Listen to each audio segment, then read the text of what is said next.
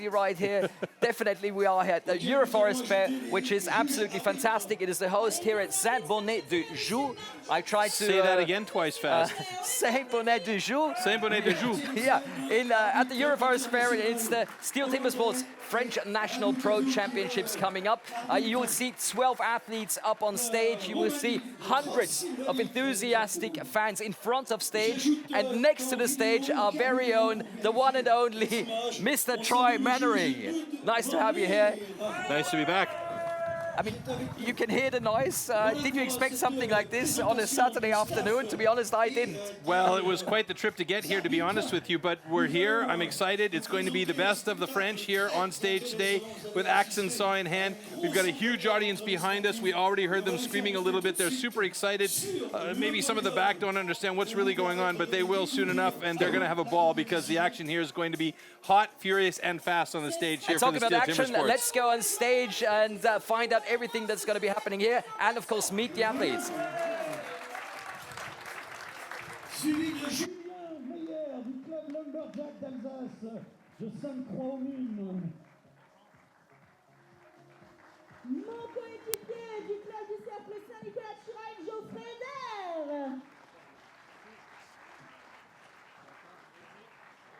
On ajoute un garçon venu du cercle Saint-Nicolas de Chiraine, le leader du club, c'est Élie Pagin.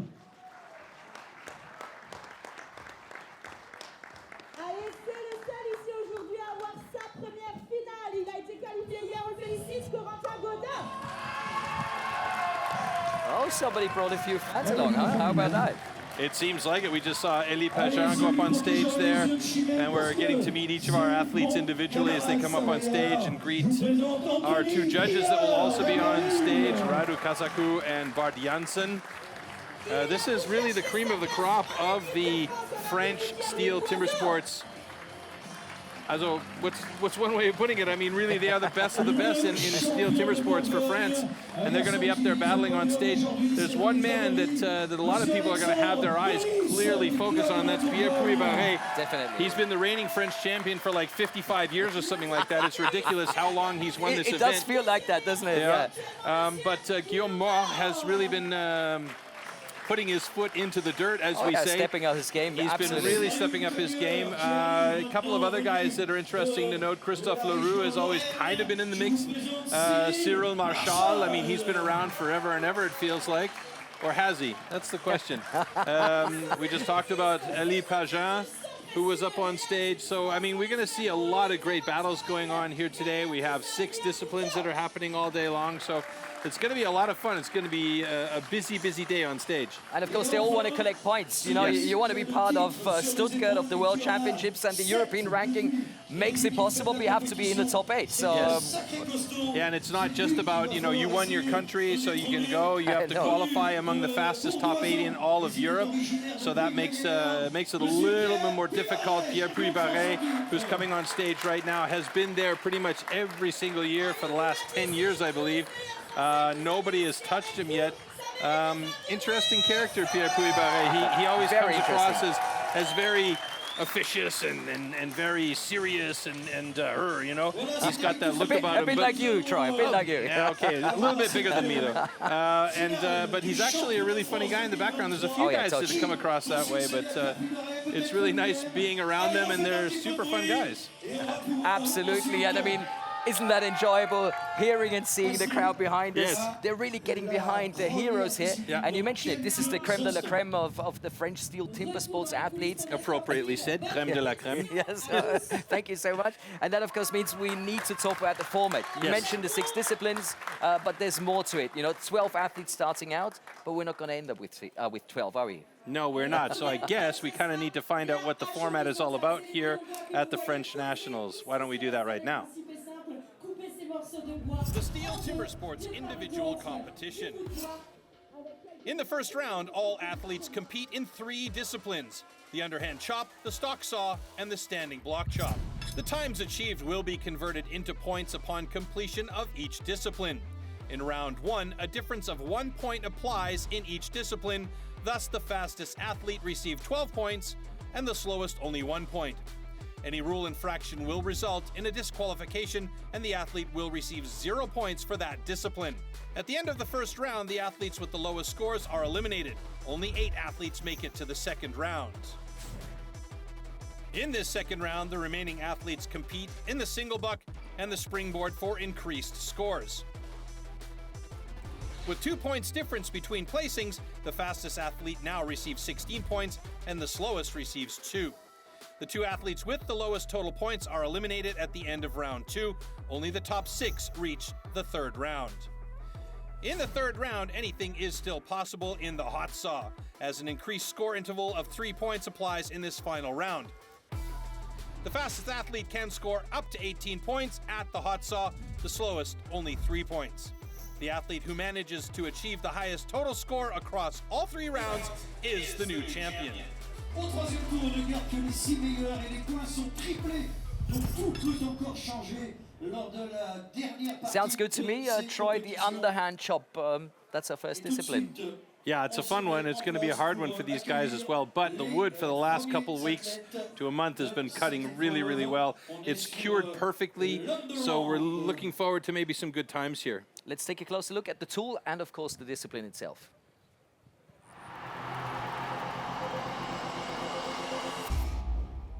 The axes used in timber sports definitely can't be bought at your local hardware store. Made from special steel, the blade is hand-sanded with an angle of 13 to 16 degrees. It's custom-built and carefully adjusted for each competition. The weight is around 3 kilos, and it's about 80 centimeters long. The blade is so sharp that you could shave with it.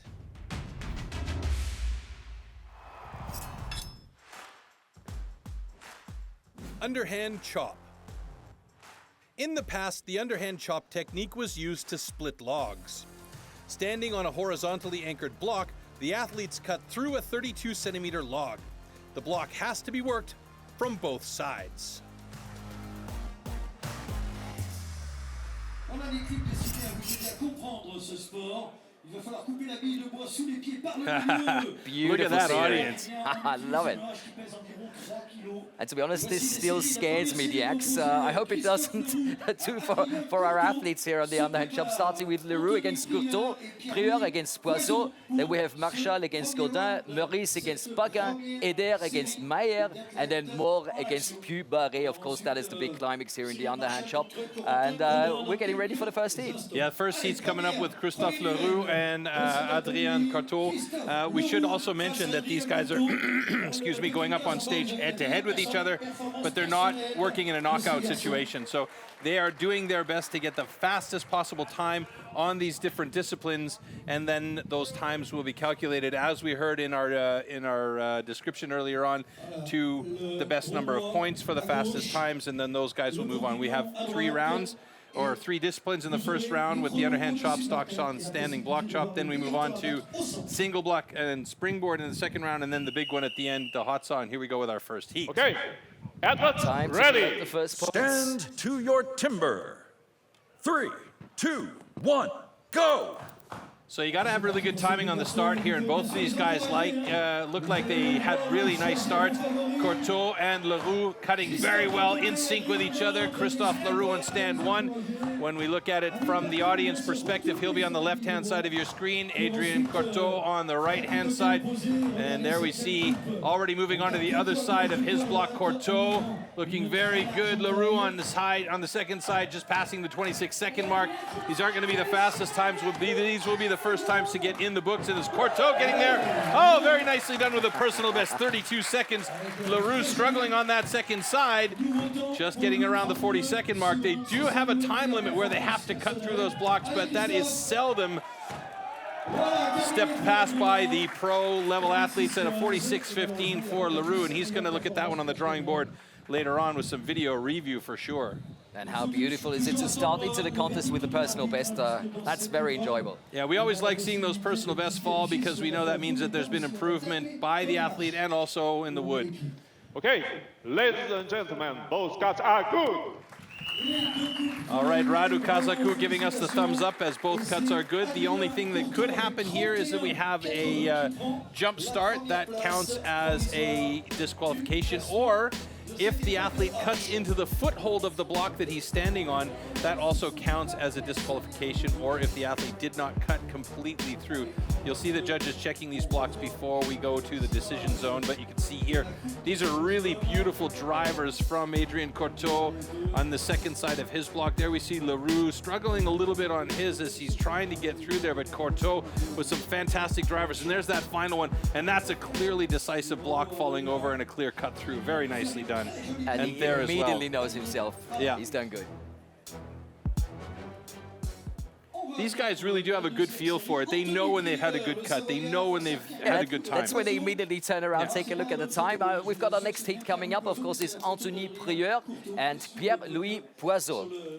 Yeah, doing my best with the pronunciation. Dude, I'm telling you, you're killing it today. So Anthony Prieur and Pierre-Louis Poiseau. We're going to see Pierre-Louis Poiseau on the far side of the stage there. There's Anthony Prieur getting ready. Anthony clearly has his fan club out in there. We can hear them screaming behind us as we turn around and look at the people. It is literally a sea of hats out here in the sunshine. Okay, athletes ready. Stand to your timber. 3, 2, 1, go! Fantastic start for both of the guys. Poisseau with a nice first driver, chipping out some big pieces there. Oh, wow. Oh yeah, Wow. Prieur doing the same though. Prieur seems to be picking up the pace, although he did get a bit sticky on those last two drivers. Let's see who's going to move over to the other side first. Wow, huge sticky one for Prieur there. Poisseau has now moved over to the other side. Oh, he took a long time to aim that axe, and it gave Prieur a chance to catch up, but Poisseau is about a half driver ahead. Prieur digging in deep now to try and get those chips out. Big one flew for Poisseau there. That's beautiful to see that stuff getting out of the way. They want to have accurate, clean cuts. They don't want to be cutting new material on this backside. Looks like we might have some halfway decent times here, although they are a little bit slower. Still possible for both of them. And it is a personal best on both sides for Prieur and Poisseau. Yes, Nicely sir. done. Good call. Bit of luck Don't leave me there. hanging. 47-19 So that was a couple Impressive. of good cuts. Let's see what Radu Kazaku says when they both go to the decision zone here at the front of stage. Alors, 47-98 pour Pierre-Louis Poiseau et 46-93. There he is. He's coming back now. Okay, ladies and gentlemen, both cuts are good. Ça le fait, ça le fait. C'est bon pour ce Radu Kazaku is taking on a little bit of the personality of Bart Janssen with his, okay, ladies and gentlemen, both cuts are good. He doesn't give anything away. You know, it could be a disqualification. Who knows? So I like it. But you can see the beautiful close-ups there on that one camera angle. And here, that took a while for him to aim that axe over there on the far side of the stage. Oh, imagine would have been possible without a mistake. Yeah, Pierre-Louis Poisseau, he did. I mean, he almost seemed like he was a little off balance, and it was important for him to take that time. But the really, you know, it's practice and timing. Getting over onto that other side as quickly as possible and having a good solid stand before you drive that axe in is very important. Beautiful pictures that we're getting delivered here in those slow motions, and I mean that was just 2 heats, you know, and already everybody seems to be on fire. A lot of people here have been asking me, you know, we've been told, you know, it's the original extreme sports. Where does timber sports come from? Can you tell me, or shall we watch a movie? I'd say we watch the movie because I mean I could blab on all day about where it came from, but I'd probably be I know telling you we need to keep it short. Take a look and enjoy. Woodsman who can cut down a tree more easily than most people can chop one up. When it really comes to tackling large lumps, you can't beat the men of the forestry companies. An axeman's gathering. Look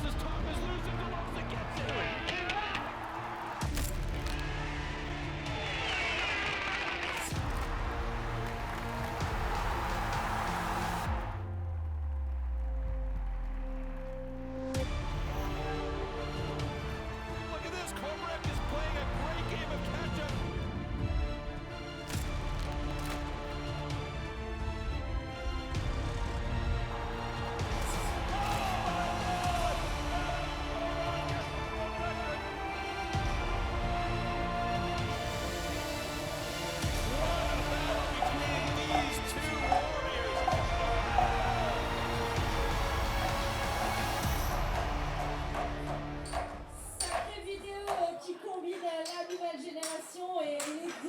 Well, we've got Marshall et Gaudin coming up, and I've got this down here. Corentin Gaudin is 27, runner-up of the qualification, so he's definitely one to watch because he knows what to expect now, but he's only 27, so he only came from the rookies. Yeah, I mean, he's a young guy still. He's got plenty of potential, and, you know, the runner-up is never a bad position to be in because that means that you're right there with the best in the business as far as your nation is concerned.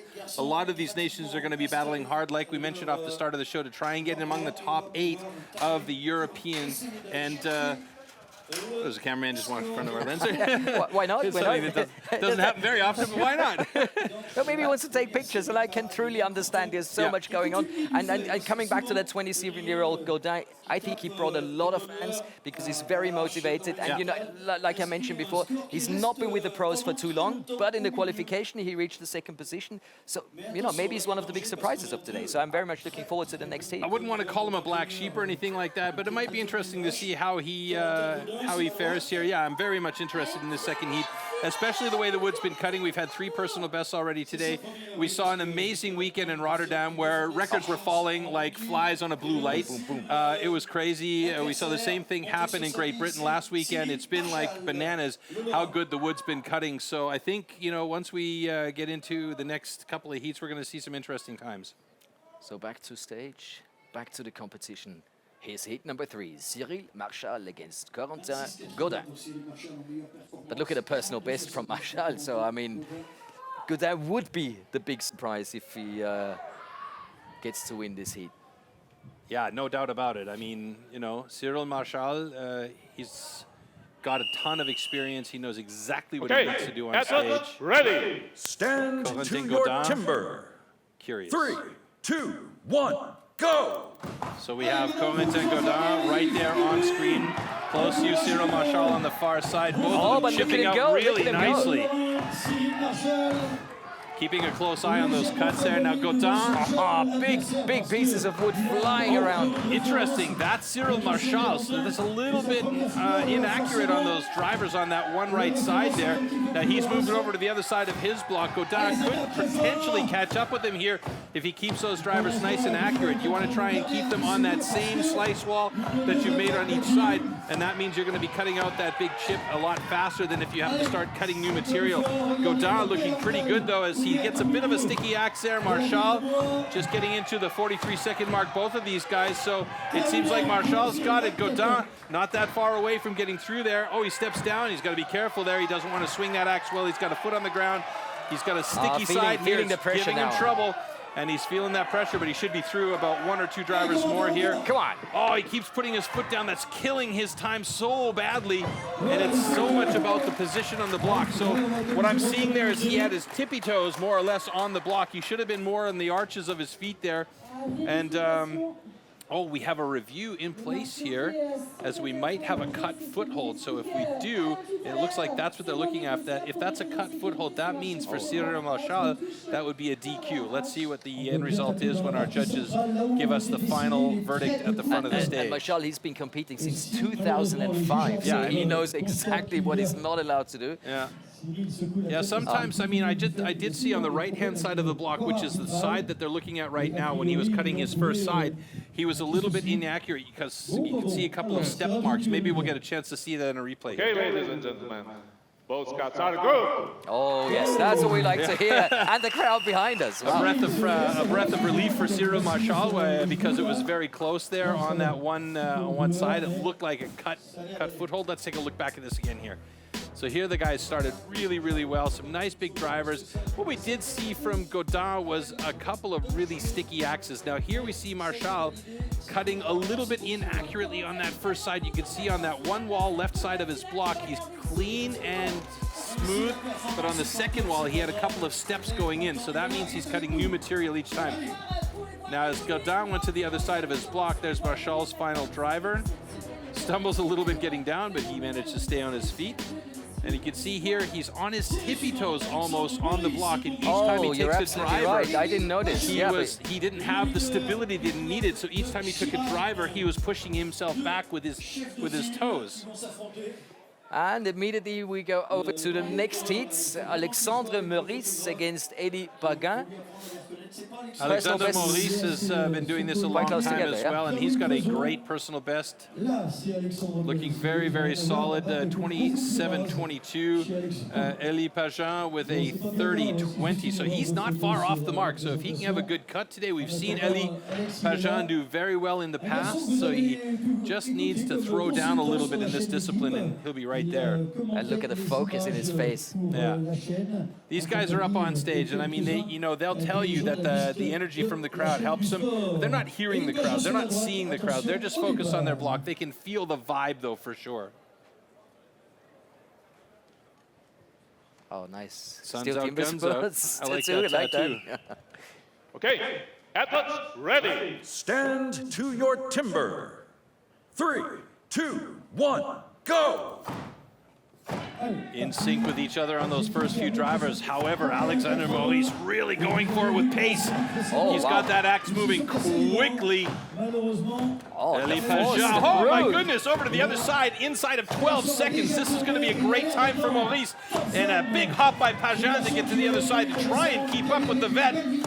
Elie Pageant, Alexander Maurice should be there any second now. It looks like he's got a bit of a tight side, but he's through wow, with a personal best. 26.76, a fantastic cut for Maurice. Pageant, oh, he's got a hard side here as he's getting really weird angles going in there, trying to get through there. Trying to wedge out some of that wood and get that split, and he's got it. One more to do it, 46-48. Elie's not going to be happy with that cut at all. You could see him already swearing under his breath. I thought exactly the same. What a cut by Alexander Maurice. And if that time stays, that's 3.5 seconds faster than his personal best, so that's impressive. Exactly, and he is at the top of the underhand chop results at the moment with Adrien ladies and Coteau gentlemen, in second both place cars and are Cyril good. Marchal Which sitting is third. even more important. It's absolutely right. Et donc 31,90 paraît. Le nouveau meilleur temps à battre, c'est 26-47. Alexandre Maurice. And there you can see our crew going up on stage to change the blocks. They do such a great job up there to get that stage ready for the next set of heats. Absolutely. 2 more heats still to go, and taking a look at these slow-mos here. Some really nice cuts from both of these guys. You can see the accuracy difference in these cuts here. They're really Beautiful close shots. to the wall, yeah? But that was Wow. just a fantastic set of cuts from Alexander Maurice. He was over to the other side inside of 12 seconds. That was a beautiful transition for him as well. I loved how Elie Pageant jumped over to the other side of his block instead of kind of gingerly stepping over. He wasn't holding anything back in that one. Unfortunately, the second side of his block was just a little bit slower for him, so he's going to have to go back to the drawing board and see what was it that was bothering him on that side. Was it the deeper wedge or the wider angle? Or Well, but there's it going to be felt some like work a there. ballerina with an axe, you know, jumping, jumping over there. Beautiful stuff. And we've talked a lot about the wood. You know, you were talking about Rotterdam and personal bests and world records coming. We've seen some personal bests already today. What about the wood? What makes the wood so special? What makes it different? What makes it fair at the end of the day? Well, this wood is competition wood. It's not like they've just gone out into the forest, cut down a couple of trees, stripped the bark off, and put them on a block Au here for these contraire, guys to monsieur, au cut. contraire. No, that's not Ce it n'est at pas all. possible. No, this is all fairly sourced wood. This is wood that's and these athletes draw from, it's like a lottery draw to get their block. So it's not like somebody's handing them a block saying, here you go, cut this please. They have to draw to get the wood for each of the different disciplines here. And while the crowd is going crazy behind us because we're giving away some Steel Timbersports caps, we'll tell you more about the wood in a clip that's coming up right now. Enjoy.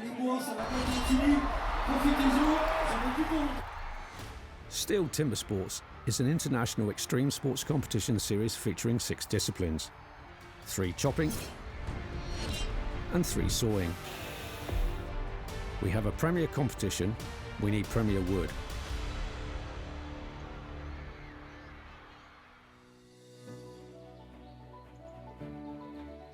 The biggest challenges that I face as part of my role is to ensure that our competitions are supplied with the highest quality wood.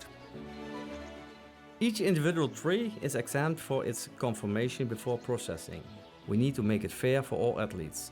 So we are selecting different sections of the trees to use for each of our specific disciplines.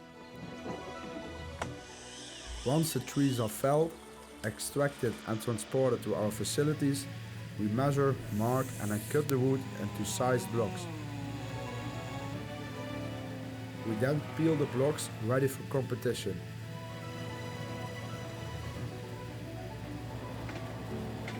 After careful selection, the blocks then leave our yard and are distributed internationally to our STIHL TIMBERSPORTS competitions.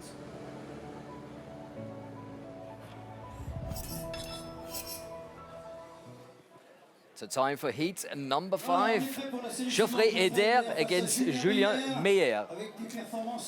You mean Julian Meyer? North American. Not. Almost. Geoffrey Eder, Julian Meyer. Already in position, ready to go. King Geoffrey on the block. Personal best from Meyer, 30.43. Okay. From Eder, 33.23. So not too far off to these two your guys. timber. 3, 2, 1, go! Oh, great start. Meyer up close here. Nice start for him right away with some good chips out. There's Eder on the other side of the stage getting some, wow, nice chips out there. Question is, which one of these two guys is going to go over to the other side first? I'm going to throw my money at Eder. Oh, there you go. I said it just as he's turning around, so that's a bit of a cheat, right? Yeah, this is a good heat between these two guys right now. And like I said, it's all about the time, so these guys pushing each other is also a good thing. You can see that block there, it's a bit steppy, right? But it's not too bad. It's, you know, he's cutting halfway decent as far as accuracy is concerned. Let's see if he can get through there fairly quickly. Who's going to get it? It's coming close for both of them by the looks of it. Small adjustments by the axe, getting down low cuts there for Julian Meyer. Meyer or Eder, oh, he's right there. Come on, who's going to get it? 42.82, 49.82, and 49.99, but he had to go back and finish it off. So that's going to add a little bit more time. I think it probably will go up to like 51 or 52. Boy, these guys are working hard up there today. But that's what I love about STIHL TIMBERSPORTS. You know, it has improved so much over the last few years, and also, you know, these small details with the video judges, you know, being able to take care of perfect timing so that no second is lost somewhere. That's brilliant. There'll also be readjustments of the times and so on. Ladies and gentlemen, both cuts are good. Yeah, there you see. Officials have, just like you said, jumped up to 52.91 because he just didn't have it through, and he only noticed it late and put the axe through to make sure that it was a fair cut. The worst thing is to get a DQ in this situation because there are no points for DQ. So they are ending up at position 8 and 9 after 5 heats. Of course, one more heat to come, and that includes the man to watch, the man to beat. Well, the question is now, which of these two men that are coming up will be the man to beat? Guillaume Mort has been really putting the pins to Pierre Pouille-Barré in the last few competitions, so it may be his weekend, who knows? And meanwhile, we're seeing these slow-mos from these last two guys, Geoffrey Eder and Julien Meyer.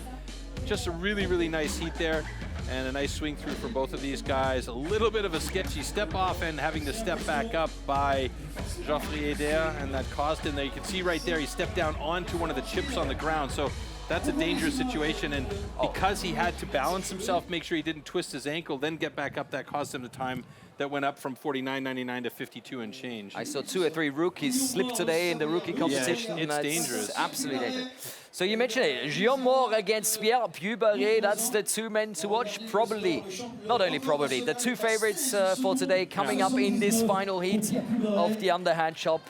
So that's the moment most of us have been waiting for. I mean, Pouille-Barré is an absolute talent. He is a machine. He's a beast on stage.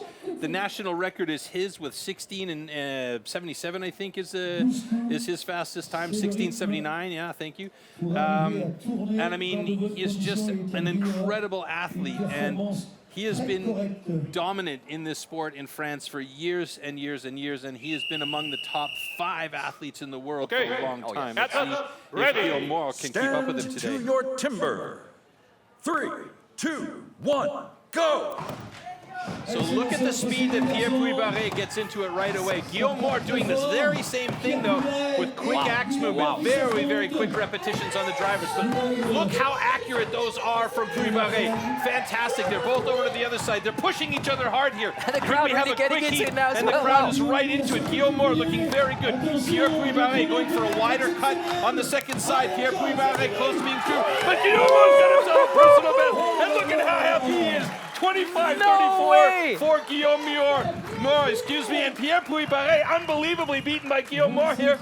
And Guillaume Mort takes the fastest time of the day and a personal best down, with Pierre Pouille-Barré getting a 28.80 Unbelievable reaction by him afterwards. He looked around, but he knew he had it right away. He didn't even need to take a look at the clock. He went through there, and that axe went up in the air, and he was cheering immediately. Of course, you know when you beat Puy-Barré, you know it's a good time. You know but that when is you beat fantastic. Puy-Barré, you've got a good time. Wow. Both cuts are good. So Guillaume Moore in first place. Look at that. Interesting position for Pierre Puy-Barré in one of the better disciplines that he has in third place in underhand chop. Alexander Maurice sitting in second place at the moment, but Guillaume Moore, what a fantastic effort. Look at these guys though going at it. That's Puy-Barré, I believe, yeah. He's got those beautiful cuts on the side, so accurate. Guillaume Moore was actually on the second side after Puy-Barré, but he just was so quick with that axe, throwing down that Australian style. Oh, lovely reaction, That was amazing. And for a moment, I thought he was going to throw the axe into the crowd. I know, he had really a little bit of a sketchy grip on that handle. All right. So there's the points for the underhand chop, and that is a bit of a surprise. Moore taking 12, Maurice 11, and Puy-Barré only 10. Let's call it only 10 because we know he's absolutely fantastic in a lot of the competitions. I don't know how many national records does he have. You were telling me before. 5 of 6. 5 of 6 or 5 of 7 actually. There's 2 that are legacy records. That one is owned by him and one but I mean another. that's incredible. Insane. I mean, so you can count on this man in any discipline to come back.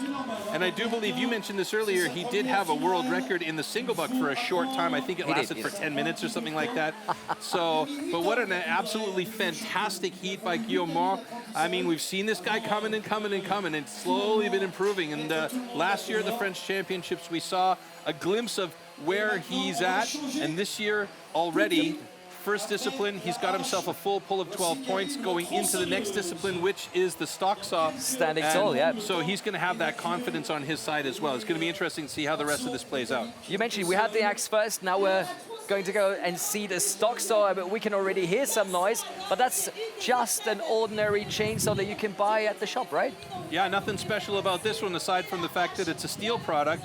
It is the MS661 stock saw. It's basically the same saw that you can buy off of the shelf at your local STIHL dealership. There's no changes to the bar, no changes to the blade, or the chain, I should say, and no adaptations or anything funny with the motor. I mean, just a fantastic product. These are workhorse saws that are basically used in everyday forestry work and at home in the garden if you're, you know, like a motorhead. So yeah, I mean, that's, and these guys just have to, this isn't about strength or anything. We'll talk about it as we go on, but it's not really about strength. It's not about the power. It's about reading the machine and knowing the machine and feeling the vibrations and hearing it. Even though you've got to wear earmuffs, you still hear it and feel it. Feel the wood. Feel the wood, exactly. And all you need to know about the discipline and, of course, the tool is coming up right now.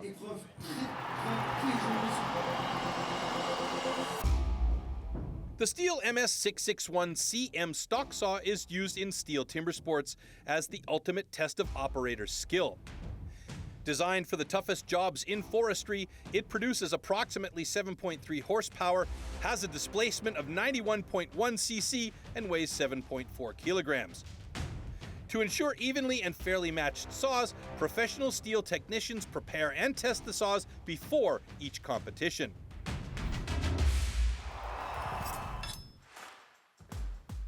Stock saw. After the starting shot, the contestants have to cut 2 wooden discs, so-called cookies, within a 10-centimeter mark, one downward and one upward. The attempt is only valid when both discs have been cut off completely and within the marks.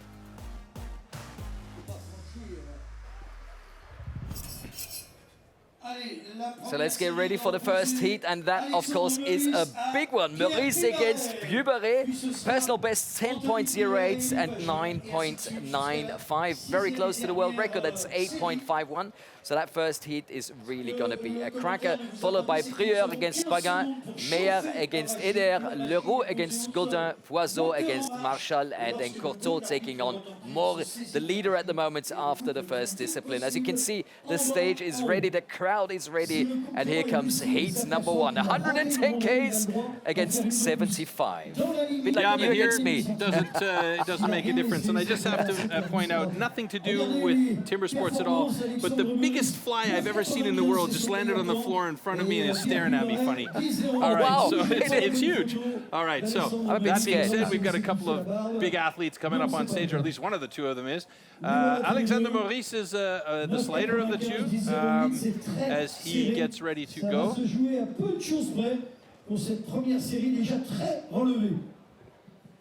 Pierre Puy-Barré, he's been down this road many a time before. And as I was saying prior, it's very important to feel and really know the machine. If you push too hard on it, that chain is going to slow down. It's going to stop. It's going to stall. It'll bog the engine down. You'll hear it go. Yeah, so you want to try and avoid that. You want to have a nice buttery smooth cut where that chain is completely working at full capacity and cutting nice and efficiently through the wood. This is also a hot start, so you see the guys start their saws, warm them up, and then they'll put them on those pads on the floor. Ready. And then they'll get ready to go. To your timber. 3, 2, 1, go! Very nice start from both of them. Puy-Barré, he's so seasoned, he knows this very well, but he's got a thick old piece of wood there. Puy-Barré leading heavily into that second cut. He should be quick, but Maurice is coming fast, and he's right there. Puy-Barré with a 12:09, Maurice with a 12:73. Wow. Very nice times. Close finish. Nice time. I'm not going to say those are super fast, but they're acceptable times under the circumstances for sure. Let's see if those times get corrected in a way or another. Interesting to see the different styles on that upcut as well. So we'll take a look at that in the slow-mo. Cuts are good. So Puy-Barré 11.9, Maurice 12.62. Now, not to get confused by our graphics that comes up on stage or on the screen there for our audience members that are watching on the stream today. The orange number indicates the number of the overall rankings, but because these guys are the first to compete, their points go automatically into the overall rankings, so you'll see their standings right there right away. Thanks for mentioning, yes. And you can see that's a really nice thin cookie on that upcut from Pierre Puy-Barré, and you can see his angle was a lot deeper. He was leaning into the saw, whereas Alexander Maurice, he also had a nice thin cookie, but he was more leaning back and trying to pull the saw up through. So two different styles, both effective. I think Puy-Barré can help himself with his strong arms on those last centimeters going up. Well, it's funny, you know, you'd say it's your strong arms, but you do have to have, you know, you can have that tennis arm, that muscle on the lower bottom part of the arm, but if the muscle is there on the top, you can't pull the saw up with good power. So, but it really is, it's about technique on these saws. Well, best of luck to the next heat. Anthony Prieur against Élie Bargin. 42 years of age against 41 years of age. They've known each other for quite some time now. And do you feel that's an advantage or a disadvantage to go into this duel? Well, that's a good question, actually, because I'm sure that these guys, you know, they all stand back there in the back paddocks here, and they're helping each other, and they're trying to make sure each other progress to the next level and really improve. These guys have been at it for a long time. They kind of know each other really well.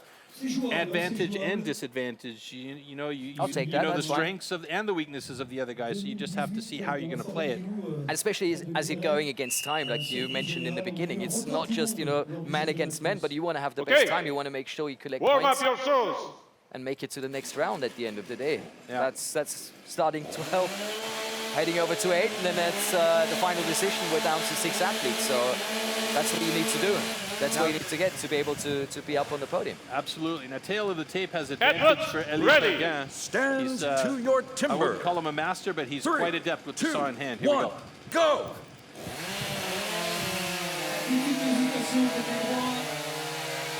Nice thin cookie to start there, both of them. Oh, great transition by Prieur. It's a pretty thick one on the second one, though. And he's got himself a good cut that's just slightly ahead of Pagan, a personal best of 12.72. Pagan with a 13.05, that's 2 seconds and change off his best time. Not bad at all. So what I'm seeing here today, ooh, that came close to the line on the transition to the upcut. That was real close. Okay, ladies and gentlemen, those cuts are good.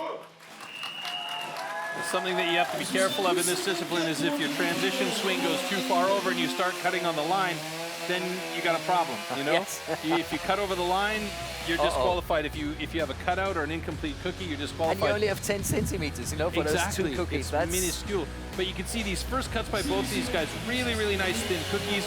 And then the transition is a key point here. If you can transition quickly without a lot of bottom swing and have a nice clean upcut with a thin cookie, you're going to have a good cut. Now that cookie that came down from Prieur was massively thick, and it took up a lot of the log that was left over.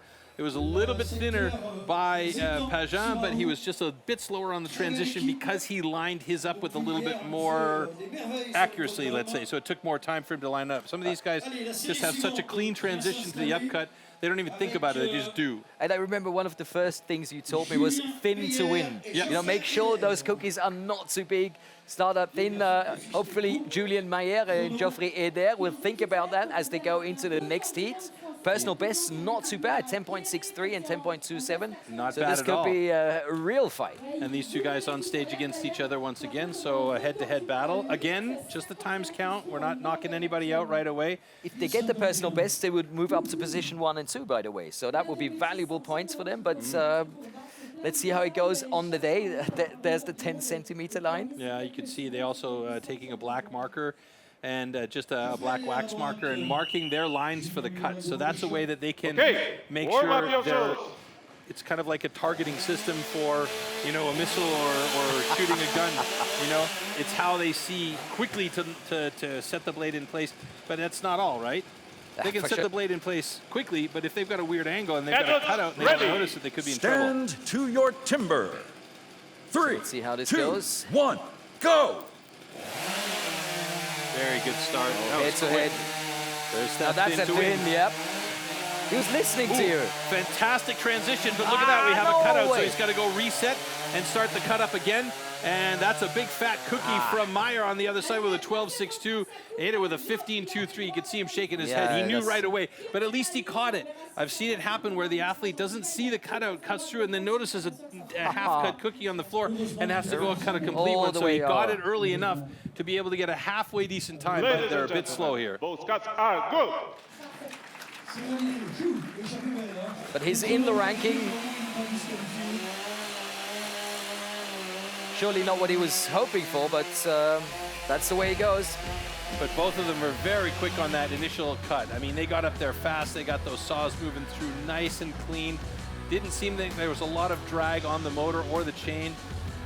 And you can see that is a very nice, accurate cut. A little bit of an angle in towards the inside, so that can cause problems on the upcut a little bit. And we noticed that they had to reset for that second block there. You can see the cutout, and there's the second cut on the far side. Otherwise, he would have been much quicker on that upcut. And that's just the risk of it, you know. If you're trying to get it quick and you're not quite as accurate, you've got a small angle out so that you're cutting, you know, not straight in, but at an angle, and then piece flies out of the side, or the bar comes out the other side. Then you have to reset, recut, and it just takes time, and it's a bit of a bummer. And I'm so happy that everyone can see you now, because you've been explaining everything to me with a whole lot of body movement, and there is a big difference. You can, you know, just watch closely. Every athlete has his own style, and so have the athletes in the next heats. They're already on stage, and of course we don't want to miss a second of the competition as Christophe Leroux takes on Corentin Gaudin. Personal bests, of course, from Leroux. Not just a bit better, but I would say better by a margin. But I mean, we've been surprised quite a number of times over the last few months with young athletes, you know, progressing over 2 or 3 or maybe 4 months that you would not expect. So this might be a big fight. Well, it's not like these guys sit on the couch and eat chips and watch timber sports to try and practice, you know. They're out there in their gardens and their training facilities and with their clubs and stuff like that. And they're making sure that they're putting their hands on the equipment that they need to work with as often as possible. As often as possible. And a lot of these guys work very much with the hot saw and the stock saw to make sure they're clean with these disciplines. But they're also chopping and sawing in the other disciplines as well to make sure that they've got everything as close to competition ready as possible. Ready. I'd have to say the team is working really fast and efficiently today. 3, 2, 1, go! So Corentin Gandin on the right-hand side had an okay underhand chop. Wow, that is a beautiful first cookie, though. I believe it was Leroux who we had that very thin cookie, and both of them looking good on the upcut. Woo! Leroux with a bit of a fatter second one. Godin with a nice time of 12.86. So at the moment, it looks like the wood's cutting a little bit slower in the stock saw. But that tells us one thing, and that's that the wood is consistent across the board for all the athletes. So we're not seeing one guy ridiculously faster than the other. Ladies and gentlemen, both cuts are good. And I have to support everything you say. I mean, look at the times, 12.24 and 12.66. And one time is the third fastest time, and the other one is the 9th fastest time. Even though there's not a lot of difference between those two times, that's absolutely fantastic, and that shows how close everything is together and how fair the conditions are with the wood. And now that we're back in the picture, you know, I want to come back to the techniques, the different techniques we've seen, with people using more of their body weight, others, you know, putting the weights on top and using the strength of their arms. What do you think is the best technique if you had the perfect athlete? What would be our that's a tough call, because every technique has its own benefits. Just think and of me drawbacks, doing right? it, you know, it's like...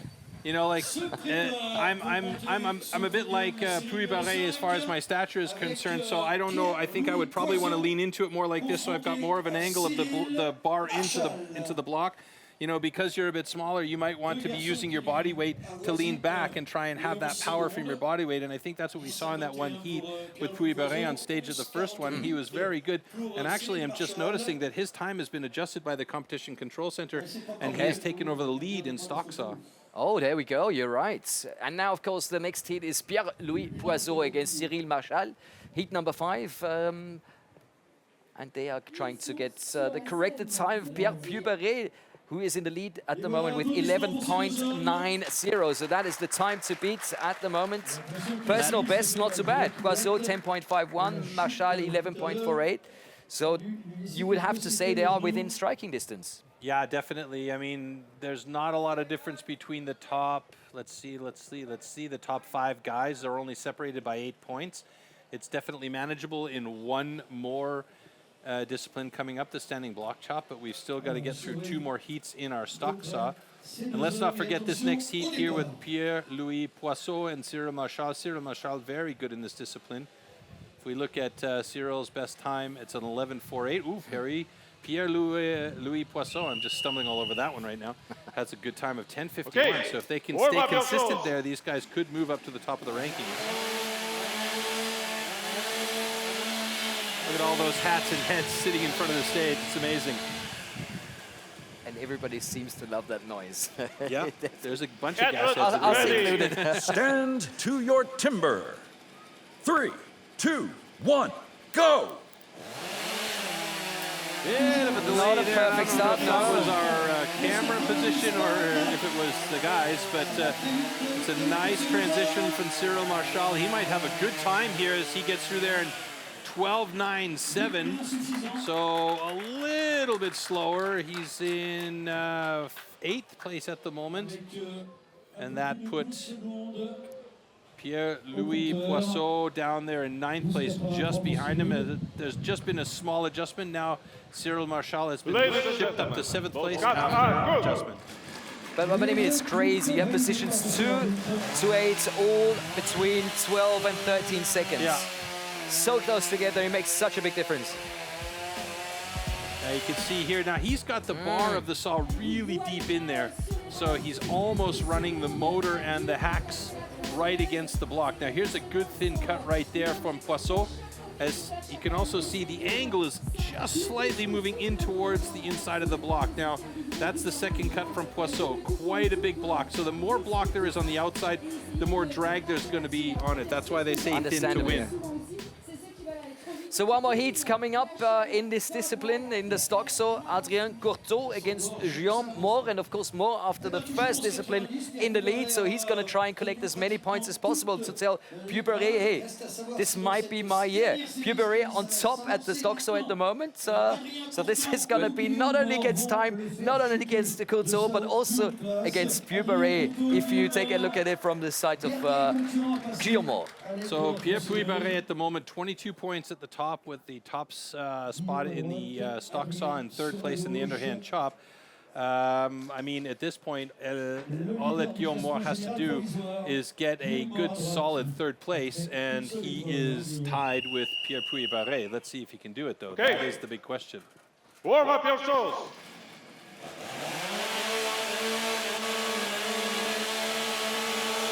So Guillaume Moore and Adrien Courteau both with really, really even times here in their tail of the tape personal bests. Edwards, ready. Stand to your timber. 3, 2, 1, go! Good Really start. nice start. Wow! Guillaume Moore, fantastic transition, but he skipped a little bit. He had to reset. Now he's got the upcut with a little bit of a slow cut. Oh. Courteau with 11.80. 12.99 for Guillaume Moore. That is a delay. That's a huge problem for him. That puts him in 10th place in the stock saw.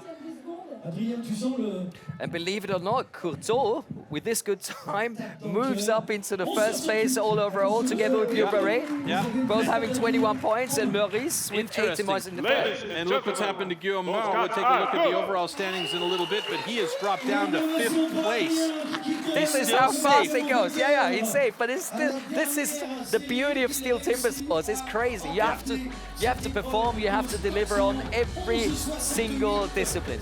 Yeah, that's can't the make end of any it. mistakes. And I was just saying, you know, he needs to have a good third place or better to be even Steven or ahead of Pierre Puy-Barré, but he was just a bit too slow. And it was by virtue of having to reset on the upcut. He skipped on the initial transition and then had to reset, and then the upcut was a bit slow, as I think he tried to pull on the saw a bit too much. It slowed everything down for him. And yeah, that was a disappointed face looking up at that time. So let's take a look at the stock saw results here. Time to do a math. Yeah, Courteau up with 12 points in this discipline. Puy-Barré claiming 11 points in Leroux, that we've just seen with 10.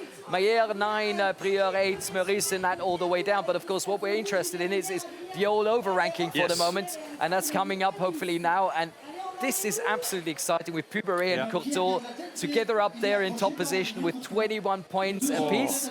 Maurice, he's still there, you know, in third position. And Moore, he's dropped down. No, he's only in position number 5 after having led in the first discipline. So everything's been turned around within seconds. But we know that Guillaume Moore is a very good person. He's a very good athlete, very good person, but he's a very good athlete with the axe in hand. So we've got another chopping discipline coming up with the standing block chop next. So he could very well come into the standing block chop and regain a few points. And of course, everybody fighting for points. Everybody wants to in the top 8 ranking of Europe. Yes. Why? Because Stuttgart is coming up, the World Championships, and everything you can look out for, well, we'll show you right now. Herzlich willkommen, Stuttgart!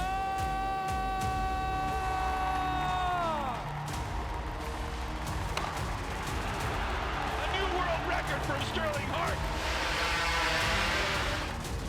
To celebrate the 90th anniversary, STIHL has brought the STIHL Timbersports World Championship back to Stuttgart.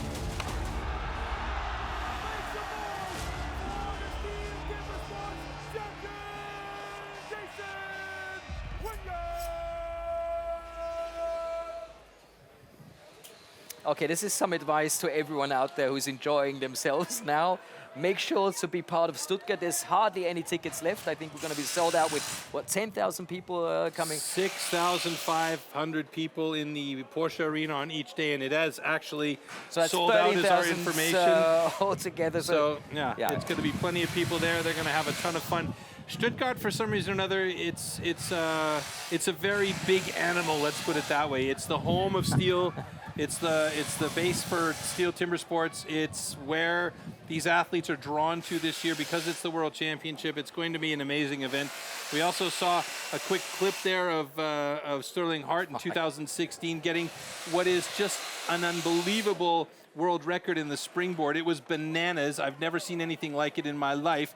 This might last forever, if you ask me. I've never seen anything like it before, and maybe might not see in a lifetime again. It was lightning in a bottle, let's put it that way. That's going to be a tough one to beat, like, you know, 35 seconds to get up there and cut off a block, that's like, it just doesn't happen that quickly. You know, we're seeing athletes, if these guys can get under a minute on that springboard, we're like, cool. If they can get close to 40, 45 seconds, we're like, hey, wow, this is exciting.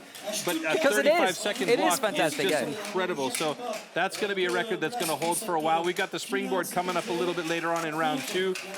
In the meantime, you know, we've got a lot of shucking and jiving already happening in our points.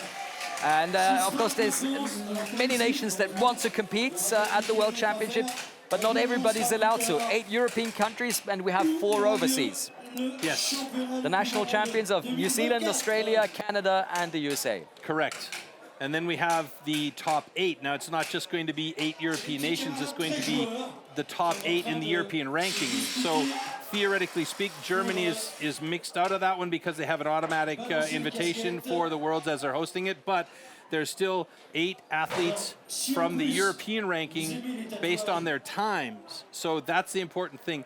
It's about the time. So the fastest guys in Europe are going to be invited over there to participate in the Worlds. So you need to be the French pro champion with a great time to be able to compete in Stuttgart. And that's what these guys are fighting for. And now we can hear by the noise, so we're ready for the standing block chop and our first heat. Standing block chop. At the standing block chop, the felling of a tree with an axe is simulated. A vertically positioned wooden block with a diameter of 30 centimeters has to be cut through both sides. A powerful and precise swing with the axe is the premise of a good result. So let's take a look at Christophe Leroux and Julien Meyer, who will be in our first heat, followed by Maurice against Gaudin, Eder against Marchal, Prieur et Poisot-Bargain taking on Courton, and Puberet against Moore. Now this is an important discipline right now because it's the third of 3 in round 1, and it's also where we're going to eliminate 4 athletes from our list. So we're going to go from 12 down to 8 into the second round. So you got to be good here in standing block. So the standing block chop, as we just heard, about to commence. May we? Look at the crowd. Wow, the tension is palpable here. Oh, yeah. And it seems to be getting more Okay, and more people. athletes ready. Stand to your timber. So there we see 3, Christophe Leroux. 2, 1, go! Julien Meyer on the great right-hand start, side great of your start. screen. Nice timing on their starts, I believe. Christophe Leroux getting some nice chips out of his. Julien Meyer's got a bit of a wiggly block there, actually. Looks like it might be okay. It's wiggling more than Christophe Leroux, that's for sure. And Leroux getting some frequent drivers in there. Julien Meyer, excuse me, has moved over to the other of his block, about 4 drivers ahead of Christophe Leroux as they get working on that second side together. It looks like Julien Meyer may well have a good time here as they pass the 30-second mark. He's getting close, starting to wiggle and waggle, but Christophe Leroux's got a powerful driver, and he's getting close to getting through on that second side, and he may well take over this one here with a faster second cut. Who's it going to be? Is it going to be Leroux or is it going to be Meyer? Meyer. Wow, it's going to be Meyer with a 51.42. I thought Leroux was getting really close. Now it's wiggling and waggling. A little bit of an off cut there, and he gets it in 58.12. Not bad, but still we know that both of them can do better. Yeah, definitely. I mean, their personal bests were just around the 30-second mark. You know, Christophe Leroux with a 29.03, Julien Meyer with a 34.38. Well, that's the way the cookie crumbles. Ladies and gentlemen, those cuts are good. Still happy though to perform in front of this crowd, no doubt about that. But let's see how the other athletes rock on this, and we can take a closer look at the slow-mos. Didn't look too bad at the beginning. Stage cameras there. It looked good for the first few drivers. You could see the angles that he was cutting at weren't quite what he drew in there. Now, for Meyer, it was a little bit different. That right there, you could see it was a straight-in cut, which was a bit of an interesting choice because normally what you want to do is you want to try and drive down at an angle and up at an angle to get more material out. If you're cutting straight in, you're not cutting efficiently because you're just basically hammering the log. And there you can see Julien Meyer and Christophe Leroux. That final driver from Christophe was beauty, though. It took him a while to get there. He was getting a bit tired. And that's the other thing that happens when you get tired pushing through your second side. The angle of the axe starts to change. You start hitting flat. You don't want to do that. You want to try and hit the angle. Well, hopefully Alexandre Maurice and Corentin Gaudin heard what you said, and they're going to do everything they can up there on stage to entertain the crowd and to get a good time. Oh, that's what I love about the sport, you know. Yeah. Wishing each other luck and then really going for it. Now you see both of the guys each have 2 axes on stage. Alexander Maurice just putting a little bit of, what do they call that powder that they put in? It's not zinc, it's something else. There's a special name for it that they use in gymnastics. Oh, just to make sure that it's... You're asking the right guy. Yeah. I've seen it, You know what I'm talking about. I know what you're talking white about. powdery stuff, that stuff, you know. Ready. Yeah, that dries your hands. Stand to your timber. 3, 2, 1, go! So Alexander Maurice on the right-hand side of your screen here. For a small man, Whoa. he packs a punch. Look at How that. about that? He is just powering Great those drivers pictures from in the there. camera. And the beautiful thing about Alexander Maurice is he's very accurate with his cuts. Now, Gaudin on the other side, Christophe, excuse me, Corentin Gaudin, moving over to the other side of his block, about 3 strokes behind Alexander Maurice. Maurice getting close to it, though. That thing is wiggling and waggling. He really wants it. Getting close to the 30-second mark now. Past it, and he's got it at 30.74. That's the fastest time so far, but I don't know how long that's going to stand. I might have overspoken about the wood today. And he's still fighting. Gaudin still fighting. You can see those straight blows. Too straight, in. maybe. It's Yeah? too straight. He's got to go at the angle.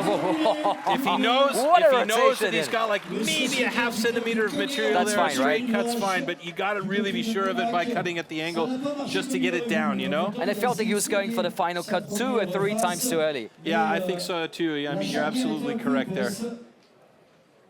But understandable, you know, the crowd cheering for you. Yeah, let's finish this, let's do it. All right, so we are motoring through these disciplines very quickly here today as we'll get that stage cleaned up and take a look at the slow-mos. Now look at the start here from both of these guys. I mean, absolutely hammering Alexander Maurice, and there you see Corentin Gaudin, some big drivers. A couple of times he got that axe stuck in there a little bit where he had to wedge it out. There's a perfect example of just taking a bit too much time to get the axe out, but here he opted to go around to the other side of his block, I think a little bit earlier than he should have, but he had some nice big chips coming out. And Alexander Maurice he was motivated there. He really wanted that. But you can see the difference there on Alexander's last driver. It was on the down angle, and he cut through much cleaner than going straight in with those cuts. So each time you have that down angle, you have a much more efficient cut because you're cutting on your original wall, and then you're cutting material out, and you're not cutting new material as you go through. That was a perfect example of seeing, you know, instead of going to this, getting that angle down. Thank you very much no for the explanation and for helping me out with this one. But I think that's the small things that make the big difference. And with the more routine athletes, you see they hardly make those mistakes. Yeah, it's just about their system. It's just about their routine. It's just about the amount of times they've cut. You know, it's that feeling. You know, some of these guys, you could put a blindfold on them, put them in the position where they're going to hit the log, and they'll cut that no problem every time because they're just so practiced and so steady with their hits and everything. But when you get tired as well, the angle changes just ever so slightly on the blade, right? So you start cutting in, and we may see it. I'm hoping not. What will happen is if a guy gets a little bit lazy, a little bit tired, on that upcut, the axe will skip off the block and go up, and you don't want to be around for that, especially if they let go of the axe. I haven't seen that happen yet, thankfully, so knock on wood for that one. But I've been told it's a bit like tennis.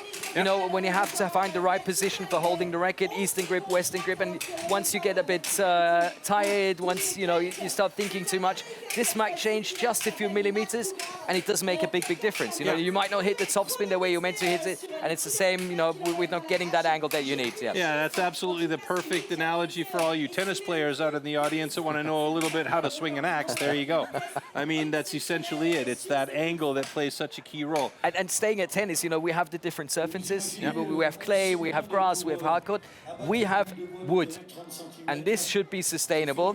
And okay, I've been just told we have to skip that. I wanted to give you guys some information on sustainability and on the wood that we're using. come later But with we've it. got a heat, yeah. We'll talk about this later. We've got heat 3 up on stage. And that is Geoffrey Eder and Cyril Machal. They're taking it on. Let's take a look at the personal best. 35.01 for Eder and 23.58 for Machal, which would mean that he would be on top of the board if he manages to cut his personal best. But that, I of gotta course, say, the crew up there is doing a fantastic job of getting they're that surprising stage us ready. every It's time. really quick.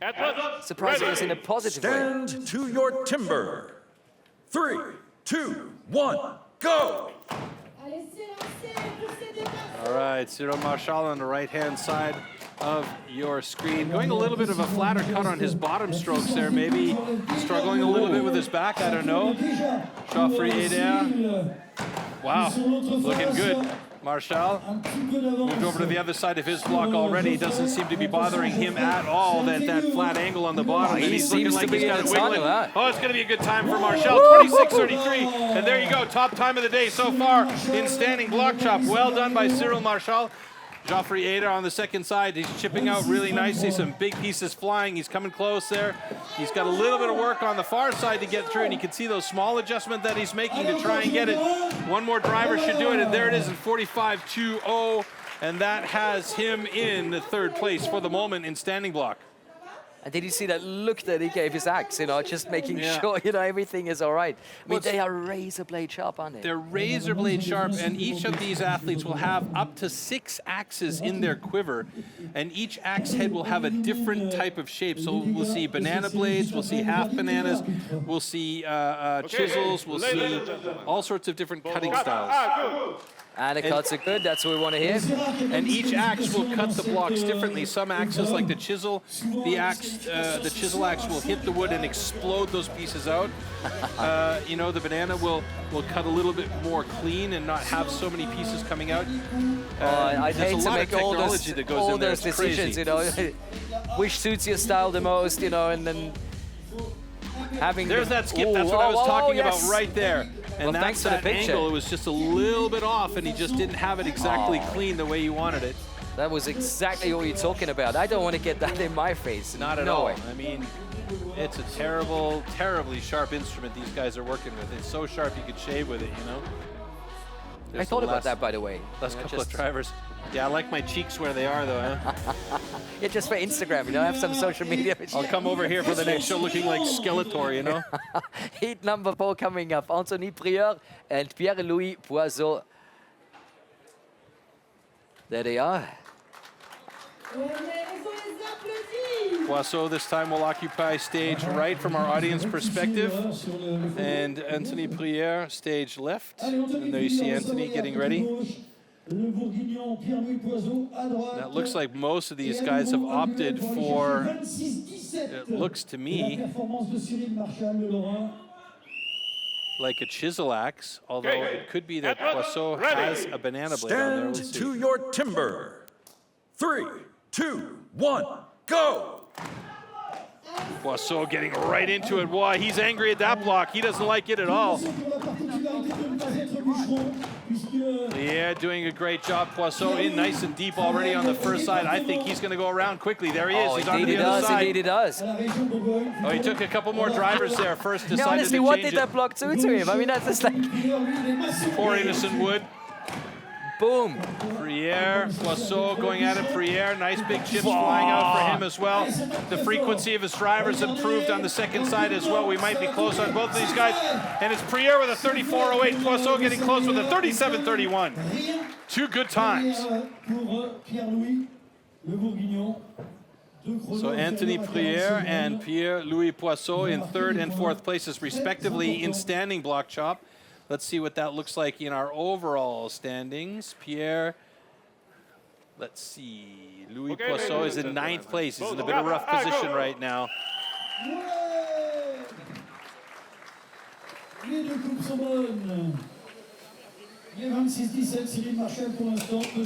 Oh, wow. Everything and anything is possible at the moment.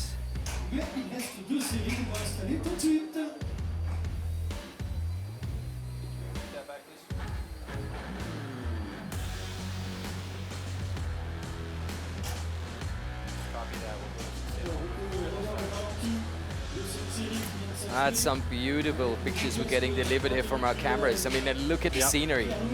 I mean, you got to give kudos to our camera guys on stage. They are about as close as you want to be to any of this action up there. You know, one errant position on stage and you're missing a part of your body, you know? So these guys are really brave. I gotta hand it to them. Look at the beauty of that wood. Yeah, it's lovely. It's not only beautiful wood, but functional wood. Functional. And I would say very fair wood. That's necessary to have a contest and a competition like Absolutely fair wood, but also important here is a lot of people come to us after this, like, what are you guys doing? You're cutting these trees down, you're chopping them up like crazy, and then you're pushing them off the stage. Well, that's not exactly what's happening. We do collect all the wood, so, I mean, just for a little bit more information, let's take a look at what we mean by sustainable wood. We at STIHL Timbersports pride ourselves that all wood is sustainably grown, harvested and recycled to minimise the overall amount of wood processed. Firstly, this popular wood is grown on certified plantations. Secondly, the white pine for our sawing disciplines is only sourced from certified forest management.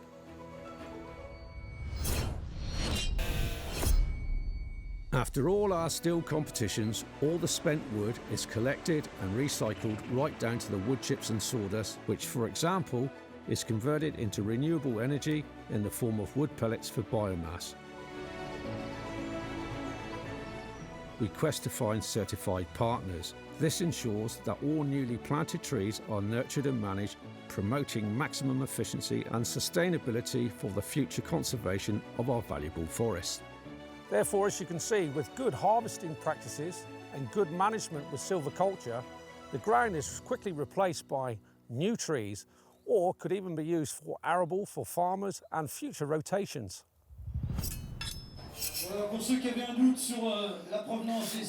Oh, so many plans just going out the window because our crew on stage is so fast today. Too fast. Standing block chop heat number 5, Elie Bergin against Adrien Courteau. There they are, ready to get going here on stage. Elie Bergin with a quick shake. Yeah. I think he's just trying to shake out the nerves. Adrien Courteau getting ready to go. Tall man. Forearms like Popeye for a thin man. Okay, athletes ready. Stand to your timber. Bergin, 30.46, personal best. 1, Courteau, go. 27.24. Let's see how they do. Right away, some big chips flying for both of these guys. A bit of a wiggly block on Courteau's, or on Bergin's side, as he moves around to the other side of his block, well ahead of Courteau. Courteau now on the second side of his block. Excuse me, the other way around. It's Courteau was first around to the other side. Elie Bergin was late coming around. Oh wow! My God! That's a personal best for Courteau with a 25.67, who absolutely surprised Elie Bergin, who's still struggling on the second side of his block. He slips a couple there as he tries to get a couple of adjustments and making the move to get that second side clean through. He's really struggling. He might have a knot in there. He didn't go deep enough on the first side, and now he's trying to get some support from the audience as he's choking up on his axe a little bit too much. This is where and things that start block hurting. is broken. That's going to be a huge problem for him because each driver, the block moves before it actually gets cut, and it's going to be just a fight to get through there. He's finally done it in 101.39, and he is disappointed. You can see he's also tired out. Absolutely understandable. But all about the finish from Courteau, huh? Oh. Unbelievable. Sensational. Personal best and the best time of the day in the standing block chop. Yeah, that's an interesting move that's just happened there. And Adrien Courteau has just moved himself up into the top spot in the overall rankings with 33 points. But we still do have one more heat to go. Oh, yeah, and that's Pierre-Beret and Moret. Yeah, two of the big contenders for the title. Pierre-Beret, I mean, he is the man here. And, of course, Guillaume Moore, an unbelievable competitor who had a bit of a rough stock saw, is going to hopefully try and come back in the chopping discipline here, standing block chop, as we take a look at Elie Bergin. I tell you what, though, that driver set from Adrien Courteau Another guy hating on the wood, huh? Yeah, big hate on that wood, but it worked perfectly. Look at this, one more driver here, and that thing just flew to China. What a smooth reverse Look at the side. reaction, fantastic. Like you always say, they know immediately. He hits that last one, that last stroke, and just wants to know what the time exactly is, but he knows it's fantastic. And the problem for Elie Pageant is there was a split right down his block, so the whole block was moving each time he drove into that block with the axe, and he wasn't getting the cutting action that he wanted from the axe. That's exactly what you want to avoid, but of course you have no influence on that. Let's find out what Pierre Pubaret and Guillaume Moore can do in this final heater at the standing block chop. This, of course, is the last discipline of the first round. And after this, we will know who the 4 athletes are that we have to say goodbye to. But one thing for sure, these 2 are going to be in the next round, but they want to still have the chance to compete for the title. So very, very important for them to get a good time here now. Looks like Pierre Pubaret using the banana blade. You could just see the shape on the blade really quickly and briefly. And Guillaume Moore, I can't see what he's decided to use, but I've only just become a little bit more informed on those blades recently in Great Britain after talking to a couple of the athletes. 3, 2, 1, go! Wow, perfect start for both of these guys as they both get into it. Pierre Pubaret knew he was really in trouble against Guillaume Moore in the last chopping discipline. Pubaret moving over to the other side, 2 strokes ahead of Guillaume Moore, on the 2 of them hammering away at it like crazy. It's going to be a close one for Pierre Pubaret. He's getting close to it, and he's got it down. He doesn't even need that last swing. Guillaume Moore right there. Oh, and a personal best for Guillaume Moore. That's a fantastic run. Are you that kidding puts him me? in second in standing block chop, and he's redeemed himself, moving up into 3rd place in the overall standings. What an amazing run from Guillaume Moore. Fantastic. And you know what that means? The big man, Pierre Pubaret, is back in the lead again in the overall standings. Yeah, I mean, he is just so consistent and so strong and so good. I mean, the guy is just a talent. Unbelievable. Okay, Couture moving up into 2nd position, and Guillaume Moore into 3rd. Maurice is still there with 26 points in 4th position. Wow. Yeah, unfortunately for one of the guys that we were talking about early, Elie Pageant, he's down in 10th spot after the 3rd discipline in the 1st round. That means he's going to be knocked out of competition here today. But look at Pubaret. I mean, he just knows exactly what he needs to do. And Guillaume Moore, he's like, okay, this is it. I got to go up against the big man again. I'm going to show him that he's not getting away from me too far. Pubaret's last couple of drivers here. And look at this, he didn't even need to take the last one. That block just fell off, like the block was saying, no, don't hit me again, please. I'll leave, it's all right. And here we have the last couple of drivers from Guillaume Moore. That was a fantastic effort from Guillaume, very, very well done. And that jumped him from, I think he was in 6th or 7th place up until 3rd place. So what a great result for him after having a really ridiculously bad stalks off. So there's the final result here at the standing block chop with Pubaret taking the 12 points, Moore 11 and Couture 10. 2 personal bests that we've seen, and of course that sums up to give us the final standing after round 1, which is coming up right here. Top 8 are going to move into round 2, of course, and it's time to say goodbye to Poisot, Pangin, Gaudin and Eder. Just not collecting enough points to make it to the next round, but how close are the top 3 together? So still everything and anything is possible today, and that's what we like about STIHL Timbersports, and that's the way it should be. It's still all to play for as we move into the 2nd round with the single buck and the springboard. 2 interesting disciplines, the single buck or the misery whip, as it can really be a disaster if you don't have a nice smooth We've seen run. it all, yeah. And then, of course, we know the kind of drama that can occur with a springboard if you don't cut a good pocket, if you're sagging a bit too much on the second board. The time's ticking away on you, you know, like you say. And when you get up there on the top block, and if you don't have a good position on that board, you have 0 power, and it's all coming from the shoulders. You're like, trying to hit the board away, and it's just not working for you. So you really got to be on point, and that's really the killer discipline before the final one, and that is the hot saw, which is going to be the loud one this afternoon. But everything you've been talking about starts with the single buck, and how single buck exactly works, well, we'll tell you at this very moment. The 2-meter-long cross-cut saw used for the single buck discipline is made especially for competition. A series of consistently patterned 10-centimeter long teeth are cut with a laser on one side of the saw and then hand sharpened.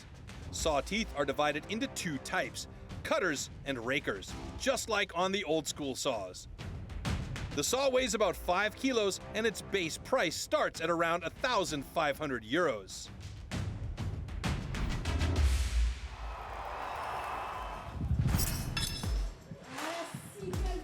Single buck. The single buck is a one-man saw about 2 meters long. With this, the athletes have to cut off a complete disc of a 46-centimeter thick wooden block. The perfect interplay between rhythm and strength is the key to success.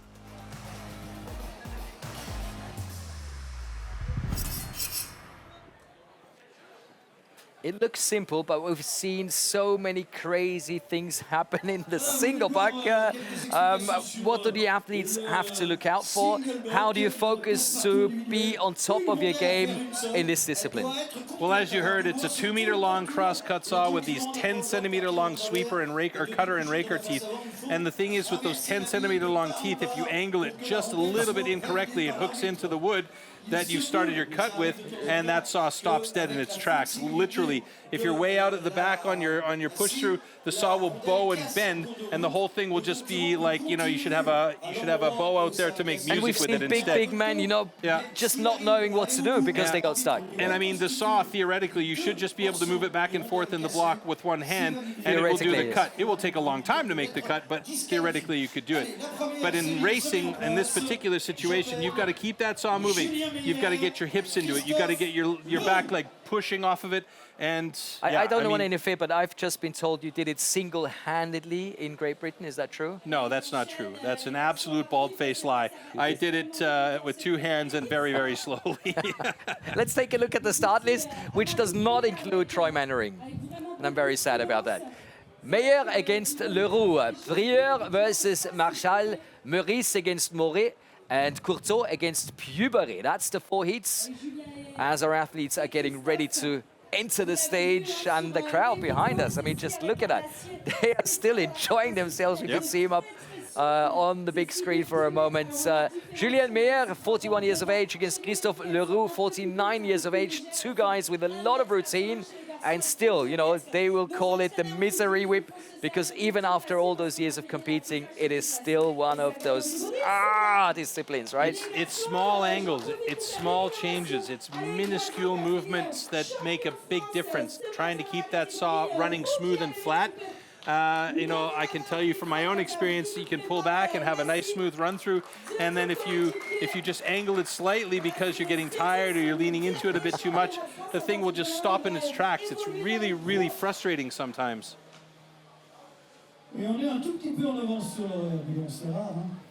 Preparation is a big, big thing. This is huge for these guys. Now they want to make sure that the piece that they're cutting is not too thick, because that's going to bind on the saw as they get deeper into the cut, but they also don't want it to be too thin. So a good rule of thumb is to use the width of the tool that our judges will check the depth of the initial alignment cut, and that is usually how far in they will set it. Some guys like to go a bit thinner.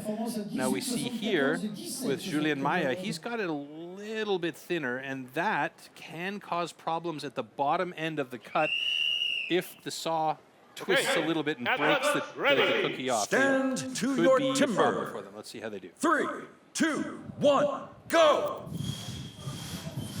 That's a very nice start by both of these guys. Julien Meyer going for the nice long strokes, and you can see he's going knuckles to tip there, and he's got pace. This is going to be a nice run for Meyer. Leroux doing it as well. He's got that elbow tucked into the blade as it comes through, and that's a fantastic time by Julien Meyer. 16.20 personal best, and 21 even for Christophe Leroux. 2.5 seconds better than his personal best. Yep. But I think I knew when he started, you know, with all the preparation, taking a closer look at the saw, that determination in his face, he's proven us right. Yeah. But the interesting thing, too, is he started off using the entire length of the saw, and you could see he was using long, flowy strokes, and then as he got into the block, believe it or not, his strokes started to get faster. We'll see that hopefully in the slow-mos. Oh, he's very pleased with that time, and rightly so. So those are a couple of beautiful starts by both of these guys using the entire length of the saw. But you can see here, you got a nice cut going on from Christophe. And that's that's when he speeds up. And that's where he speeds up. He got the whole saw into the block, and then he started to pick up the pace. There we see. That's a great finish. Yeah, right there. Oh, and that was a little bit sketchy at the end. You could see it start to peel away. I didn't see it. I didn't see it. So he had to make sure he had to push through all the way to make sure that block was cut clean. And that was a nice final draw through from Christophe Leroux. Now that is a significant mustache. Très bien. Très bien, if you ask me. Heat number 2, Anthony Preuilleur and Cyril Marchal to be on stage in just a moment. What do you mean, just a moment? They're already here. How fast are these guys? Fantastic. Yeah, the beauty about these disciplines on the big blocks here is there's not a lot of block changes that are required, so they can just step in, make sure that the blocks are evenly cut, and set their saws in place. And they want to be there early to get their preparation done. You know? Yeah, exactly. You know, you want to make sure that saw is in position. Great view of that golf shoe. Don't see golf shoes very often out there. Very stylish. Very 70s golfing style. The reason why he's wearing a golf shoe, what we see most often are shot put or javelin shoes with the longer spikes, is it gives the athletes better grip on the floor up there for really being able to put all the power into it. Ready. Stand to your timber. 3, 2, 1, go. So there we see Preuilleur. Oh, very nice start by Anthony Preuilleur, using the entire length of the saw right away. Cyril Marchal doing the same thing. Look at that experience work for him. Both of these guys looking really good here. That's a fantastic pace. Both of them going to get down there, I believe, under 20. Yes, we got a personal best for Preuilleur with a 19.98. That should get better, in fact. And Marchal with a 19.20, fastest time of the day. Still with Julien Meyer with a 16.26, but the 19.20 from Cyril Marchal has him in second place for the moment. Not bad at all. Uh-oh, what do we got going on here? Oh. So a little bit of material at the bottom of the cut from Cyril Marchal. I hope that doesn't count as a DQ. I don't think it should, though. Well, we'll find out in just a moment from Bart Jansen. Okay, ladies and gentlemen, both cuts are good. All right, so well done. A little bit of a relief breath there for Cyril Marchal as Bart Jansen was taking a close look at a little piece also of wood from my left side, at the bottom. because, you know, Bart, he's very, very strict. He's very strict. He wants to make sure that everything is done absolutely on point. We will have Bart Jansen here a little bit later on for an interview. Very much looking forward to that, by the way. Nice. That final pull through from Cyril Marchal, very, very solid. The single book.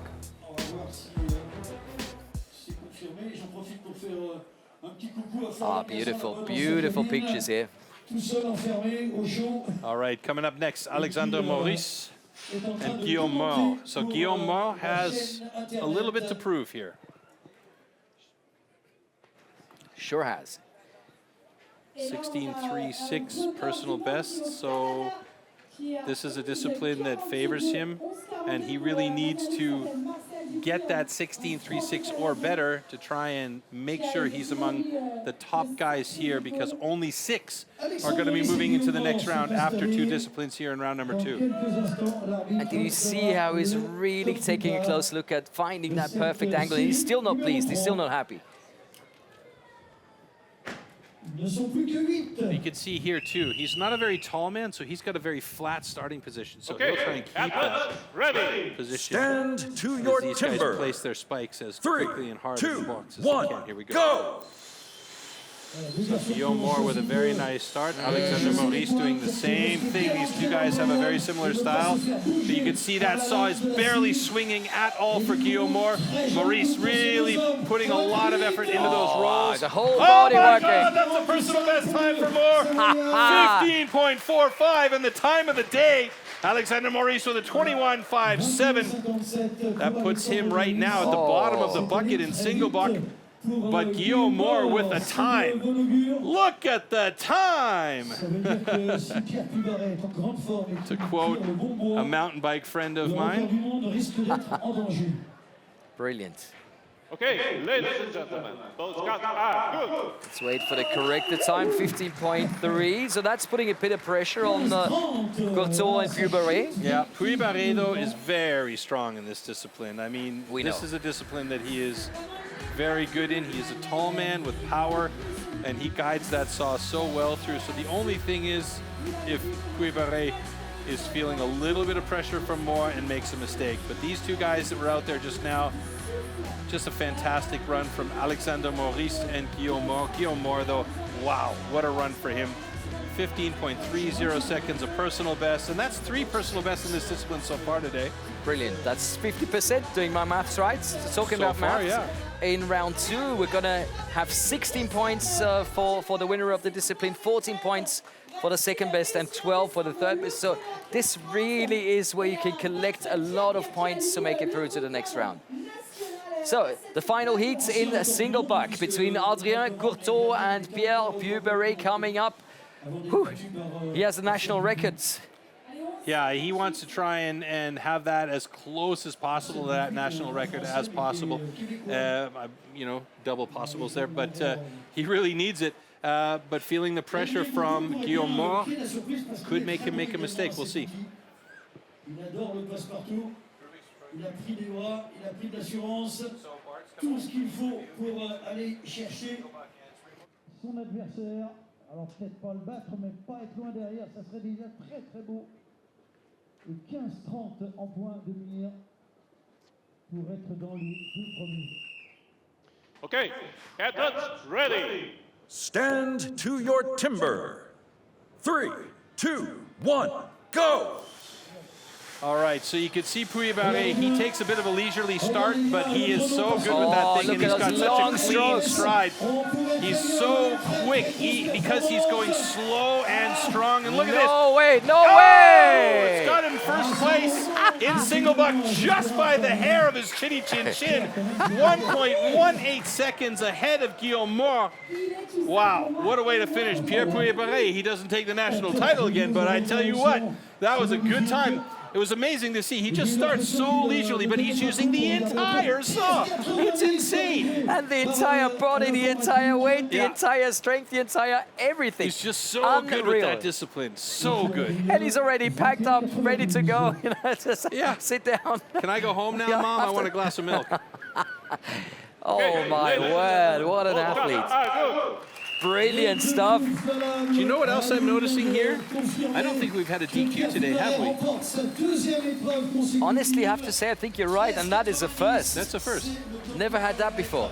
So there's what I'm talking about right off the start. That saw got stuck right away for Adrien Courtauld, and that caused him problems. So you can see so clean. Those cut-throughs are just super efficient from Puy-Barré. He's barely struggling with that saw, but he's very, very solid and clean with his cuts.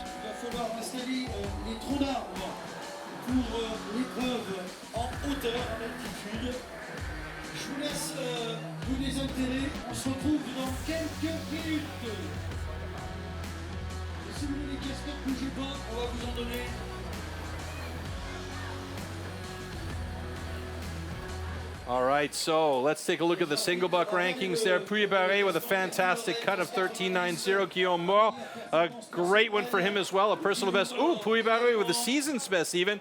And Julien Meyer with a solid third place there in the single buck. Let's take a look how that affects the overall rankings.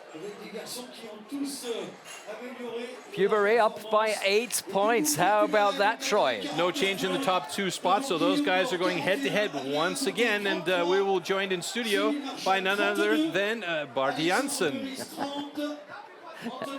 Hi, here Bart, is. welcome. Hello. How do you feel? How are things going up there back on stage? Everything working fine? It looks to us. It's unreal. So exciting. Very tough competition. It's a fair competition. We see not many mistakes. So yeah, so exciting today. Talking about not many mistakes, Troy and I just mentioned we have not seen a DQ, and we're already in round number 2. I can't remember when this last happened. Me either. We have every week competitions and we have everyday DQs, but now this is really good. Is this the French spirit, maybe? Maybe, I don't know. It's but it's good. I mean, it's nice not to see any DQs in the competition. Mentioning that, we've got great wood once again. It's running fair. We saw some incredible results from Rotterdam. We saw some incredible results in Great Britain. The wood seems to be running similarly here today. Do you think we're going to see any amazing results coming in the next 2 rounds here? Or the last part of this round and maybe in a hot saw? Any predictions for us, Bart? No, everything is possible. But about the wood, I'm really happy. I'm pleased with the wood this year. Yep. So it's really fair wood for everybody, and that's the most important one. I'm not so for the best times and records, but of course the athletes like to have a record. Of course. But then it will be more tough for the next season to beat it again. So exciting. I haven't thought of that. That's actually a quite nice way of putting it. So talking about coming back to the wood, because all the athletes are really happy about it. What is the big secret about the wood that we're seeing this year's competitions? There is no secret. We cut it in November and it stays till March, and then we start turning it. And after that, we match it, we do what we can. It's a nature product, and this year we're really lucky with the forest. And so it's like with the good wine, we had a good year. Yes, exactly. Yeah. You can compare it like that. Okay. I do have a question. We have the springboard coming up next. This is a really finicky discipline for a lot of the athletes. Now, we mentioned earlier on in the show when we saw a preview of the Worlds that's coming up in November in Stuttgart in 2016, Sterling Hart had that insane springboard. What do you attribute that to? Because for me, it was like a perfect pocket, and a lightning in the bottle at the top. Do you think that that will ever be broken? And why do you think he managed to get that record then? I was there at that time, and we were so surprised. His pockets, his pockets were brilliant. That was the key. And then he was flying. So, and I hope we will beat it once, but that will not be easy. I'm not making any predictions. I don't say it will happen this year, but there's a chance. With this wood, we have a chance. Okay. Well, it sounds great to me. Talking about Stuttgart, how ready, how excited are you for this big climax at the end of the season? I mean, we're just at the beginning of the season, so last week UK, this week France, next week we are in China, the week after we have La Tuile in Italy, the week after we go to Germany, so we have a lot of competitions. I'm not thinking about the World Championship yet, but yeah, it will follow up soon. Yes, and of course the next live stream will be from Poland. That's another one you should not miss. Mr. Bart Jensen will be there as well. Troy Mannery and me definitely. And the atmosphere you're getting to see here is just typical for STIHL Timbersports. And we've got some more atmospheric feeling coming up for you in the next clip. So enjoy, lean back and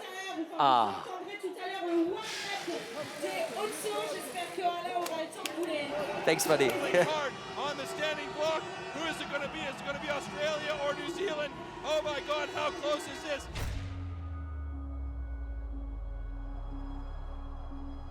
And it's Australia. The atmosphere last night and the team's relay was unreal. That is their title of Team World Champion.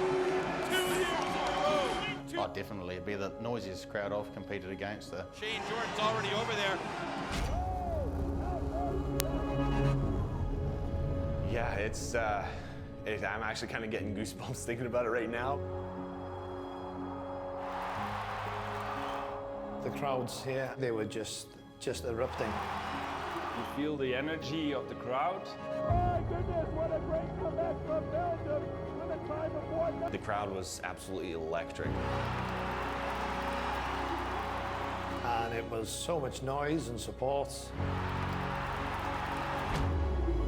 Ja, doch, das pusht schon rum und mein Fanclub ist auch da.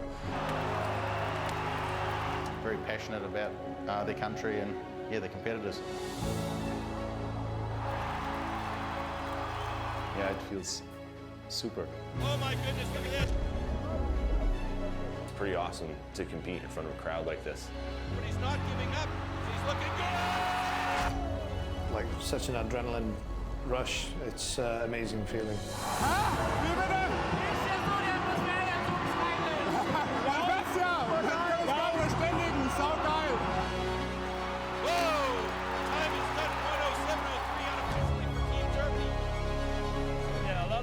They make a lot of noise, and that's good for our spirit. Is it going to be the Czech Republic? And the crowd goes bananas. It's absolutely extreme here. Man hört.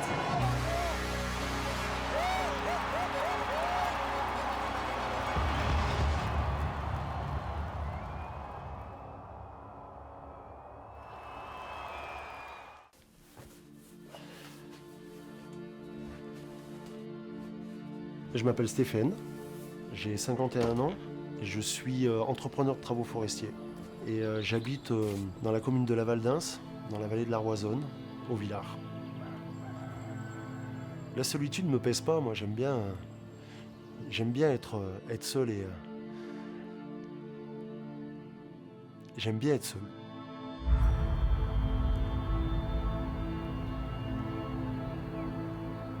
Je me lève relativement tôt, parce que je suis un couche-tôt, donc lève tôt.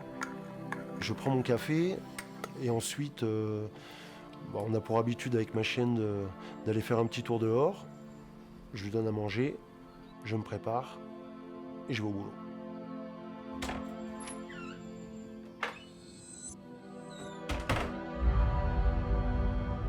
Être dehors, le contact avec la nature, sentir les odeurs, sentir la petite brise quand il fait trop chaud qui vient te caresser la nuque et qui te rafraîchit, ça c'est cool. C'est une source inépuisable de bien-être et d'un point de vue énergétique, ça fait un bien fou. C'est une super thérapie, la forêt. Les arbres, c'est la vie.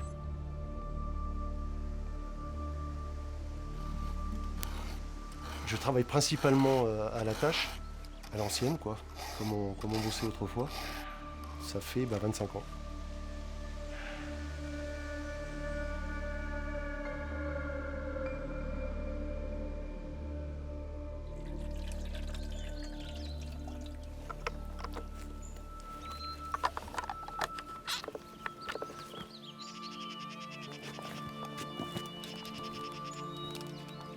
Pour moi, le métier de bûcheron est essentiel dans le sens où il alimente la filière bois, mais aussi entretenir les forêts via la sylviculture, de faire une sélection d'arbres dépérissants, de les couper au profit de la régénération qui viendra dans le futur.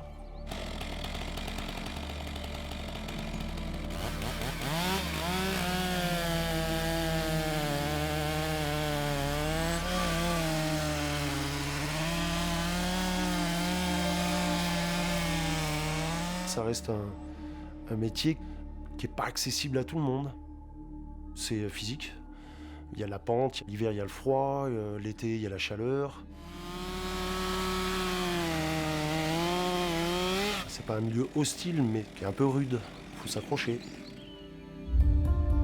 Attention!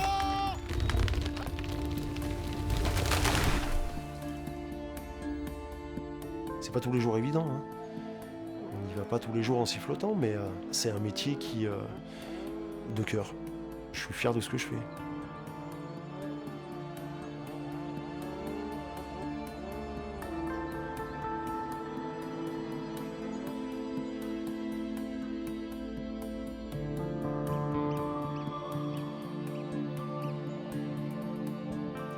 J'arrive pas en terrain conquis et en conquérant par définition.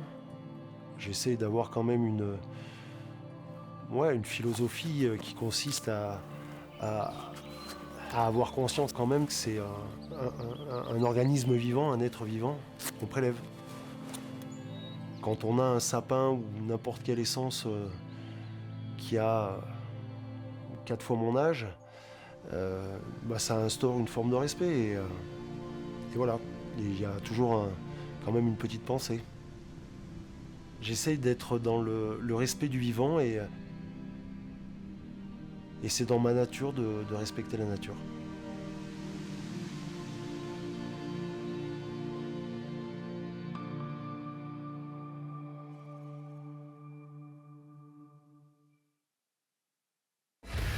Stand to your timber.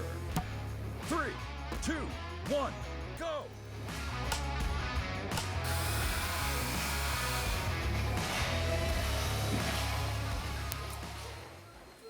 We're still live from the Euroforest Fair here at Saint-Bonnet-de-Joux. Saint-Bonnet-de-Joux. Yeah, and we're having a great time. Things are starting to heat up a bit because we're ready for the springboard. And that is one of those disciplines that isn't that easy, but we have already seen somebody do magical things in this discipline. Yeah, we talked about it with Bart Janssen when he was in studio with us. I love to say in studio because, like, we've got the audience right there. But the biggest studio in the world. Yeah, biggest studio in the world. But I mean, he mentioned he thinks that maybe nobody will ever break that record. I kind of hope it'll happen one day. I think it will, because the athletes just get better and better. But let's take a look back at Sterling Hart's thing, and we'll walk you through this a little bit, because it was just amazing back in 2016. Let's have a look. 3, 2, 1, go! All right, you can see Sterling Hart here. He just has 4 hits on a perfect pocket, sets that board, and he was bang on in a hop. Second pocket, also 4 hits, sets that second board, and look at that. He hooks it in, the tooth is locked in. Jason Wynyard, a big man, right there with him though, but on top, it's Sterling Hart just giving everything he's got, breathing out with each driver. Look at that back foot right at the back edge of the block. It's unbelievable. Unreal. And on this side, I think he needs 3 hits to get it done. Bang! And that's a world record of 35.67 seconds. Look at Wynyard though. 38 and change for Jason Wynyard. That was that close. So those are 2 animals working at that. But Sterling Hart just had lightning in the bottle on that day for sure. And of course, we hope to see similar quality in Stuttgart, where the World Championship will be taking place at the beginning of November, something you do not want to miss.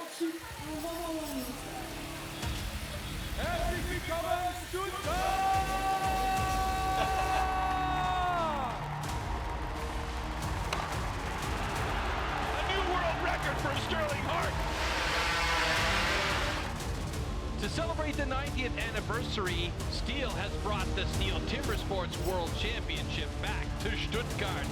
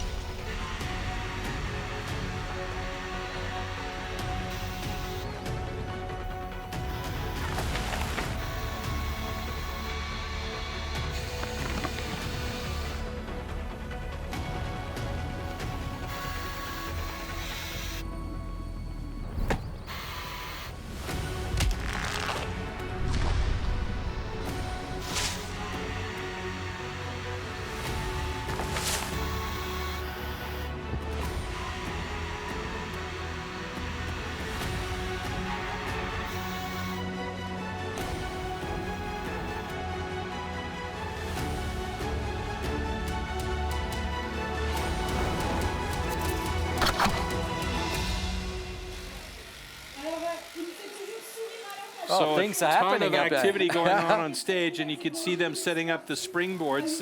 Each athlete's required to do the top block on their own and clear up the area where they're going to cut, and that's what you see happening right there with Cyril as he... Oh, they really want to make sure that everything is the way they need it. Absolutely. I mean, this is a very, very important discipline for all of these guys. The remaining 8 athletes have to do well here, because 2 more will be eliminated after the springboard and move on to the top 6 in the hot saw. And you can see there's a lot of things that go into play here on these blocks. So these 4 stands will remain on the stage, but they will change the top block. And you can see some of the guys are using these long bolts right there to secure those top blocks in place. Now they have to be absolutely secure, because you have to remember we have some massive gentlemen going up there and hitting them with a lot of power, so they can't be wiggling and waggling with each driver that hits the block. It needs to be in there securely. So like I was saying, there's a lot of stuff that's going on there when these guys set these blocks up. We have that tree stand where they're clearing the bark off the front to make sure they have a clean location to put their pockets for their boards. And then, of course, that block on top that needs to be secured properly with these long bolts. So, tons going on. And the big guys you were talking about standing on those springboards, and then suddenly the springboard starts to sag, you know, and then you kind of have to hit upwards instead of being able to hit downwards. And you just want to make sure that everything works the way it should, and that means a lot of preparation. But everything you need to bear up at this discipline is coming up in a short clip right now. Springboard. Springboard simulates the traditional way of felling trees, climbing up over thick roots. First, notches known as pockets are chopped into the log. 2 springboards are then anchored into these pockets. The athlete then climbs up to chop through a 27-centimeter thick block of wood in the fastest time possible. And we're ready to rock. These are the 4 heats that we're going to get to see. It's Meyer against Leroux, Rieur versus Marshall, Meurice against Moore, and then finally in heat number 4, Courteau taking on Puy-Barré. So Guillaume Moore in this case has the advantage of going just before Puy-Barré and not against him this time. So that'll be interesting for Puy-Barré, because then he can look at what kind of a heat that Moore did in this one, with the 2 of those guys being 1 and 2 in the discipline, or in the overall standings. But is there any way you can use a tactic in this discipline? I always feel like you just have to go as fast as you can. But judging the way you looked at me right now, there are certain tactics that you can bring into the game. I mean, throw an axe at the other guy while you're cutting your... no, really. It's such a difficult discipline. You have to be on point with everything. Your cutting has to be really on point. Your aim, your power, everything. And setting these pockets is the key. Stand to your timber. 3, 2, 1, go! So we got a nice 4-hit pocket there by Christophe Leroux as he's up on his first board. The board is sagging a bit, but the first board is not as important as that second board. He wants that second board to be absolutely perfect. Now he's got 6 hits in on that second pocket. That's acceptable. He needs to get that placed, and that metal tab at the end called the tooth needs to really bite in. It doesn't look like that's going to hold his weight as he gingerly goes up onto that top, and that's going to sag heavily. I can barely see any of the bottom tongue holding in there, and you can see the sag on his board is significant, and that means that he has to step up really close to the block. It also means that he doesn't have as much power going into the drivers at the top, but right now, he's not worried about that. He just wants to cut so that he doesn't go past the out time. But it's a troubling board, and I really hope it doesn't slip out, because it's sagging significantly. Meyer is still working on that second pocket. He just doesn't feel comfortable with that situation, and these guys have a certain amount of time before they can actually, before they have to finish, and then that time will go out and they'll have a DQ. So Christophe Leroux is cutting on the first side, but he's got a mega sag on his board. And if we're looking at it from our perspective here, it's leaning down about 15, 20 degrees off at least, yeah. And he's doing an actually okay job on that top block to get through, but he wants to get through deep on the first side, because when he switches that position, it's going to be an uncomfortable position and a very strange angle on the backside of the block, as both of these guys are working hard to try and get through as deep as possible. They've got 2 minutes and 30 seconds to cut it complete through, and after that, the time will be exceeded and they will be disqualified. So they are now just getting close to the 2-minute mark, coming in at 1:59 and change, 2 minutes. They've got 30 seconds to get through. Christophe has got a deep cut on the first side. He should get through onto the second side, but you can see he's fatigued. He's very, very tired. He was cutting straight hits in on that first side, and now he's getting there as the time starts to run away on both of them. And will we have a time for either of these guys? 20 seconds, 10 seconds left to go. I truly believe I they can't can watch. do It's it. hurting Oh, my wow. feelings, both of these guys. We may have a time for Christophe Leroux. He's got to do it in 3 seconds, and he's done it. 2:27.65, and the time limit exceeded for Julien Maya, unfortunately. So that is our first DQ of the day. And I was about to say finally, but of course nobody likes to see yeah. the DQ, but that is a tough, tough discipline. And this is the perfect example. You've got two fantastic timber sports athletes up on those blocks, and they struggled. I mean, these guys are the creme de la creme, as we said off the top of the show, and they struggled. You could see how much effort it takes to get up there, and just how incredible that time from Sterling Hart really is. If these guys, I mean, I will be... Okay, ladies and gentlemen, we have a DQ on this stand because it's out of time, and the good cut on this stand. So I was just saying, I will be happy to see the guys go under a minute here, but this is an extremely difficult discipline. There's so many things happening all at the same time. You have to have a perfect pocket. The timing has to be right. You have to have a good position on the board up top. You have to have the confidence in the board up top, and that's what we saw with Christophe I'd be so scared Leroux. when we saw those dropping springboards. Yeah. Very brave men here. That's, I mean, look at that position. If we get a closer look at some of these boards later on, you'll also see that they have a metal tab at the end. And under the tongue, there's a tooth that you know, curves upwards. And they have to have that tongue in a position on a flattened part of the pocket that they cut, so that the tooth will cut into the angle and hold on. And that's where the stability from the board comes from.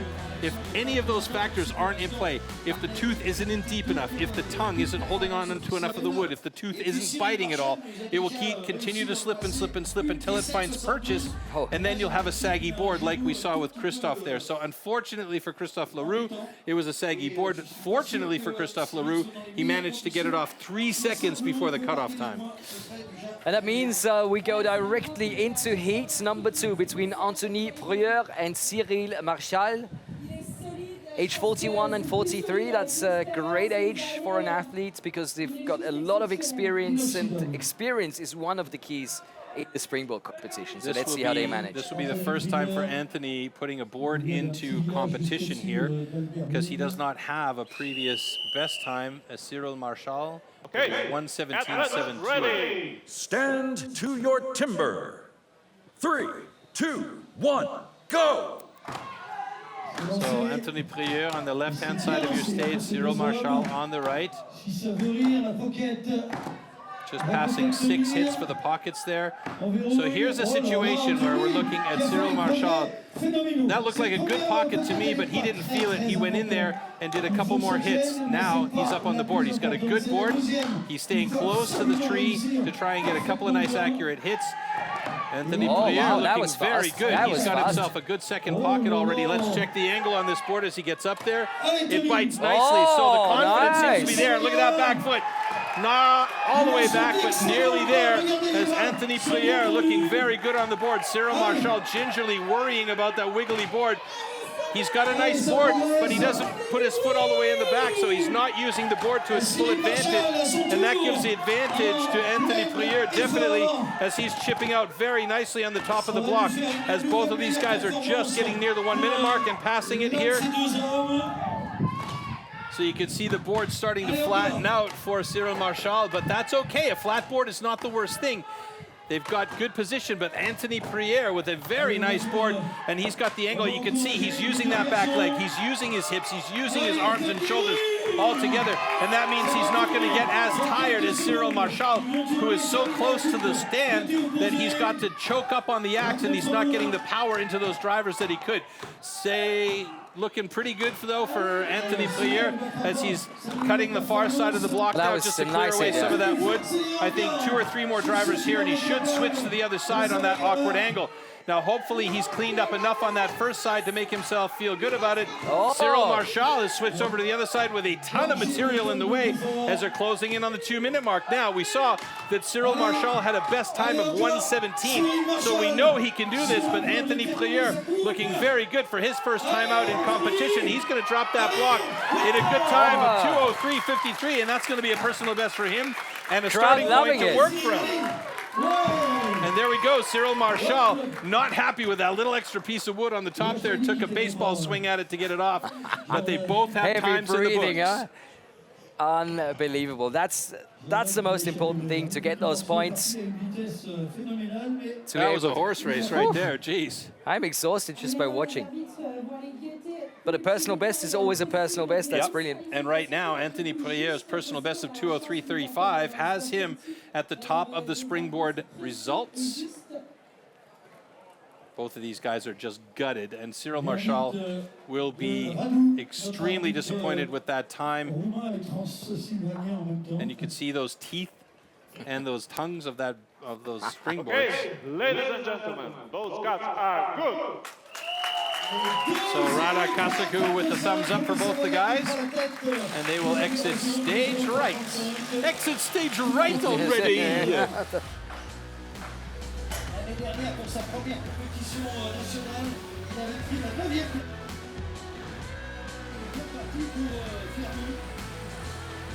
So here you can see, this is Cyril Marchal.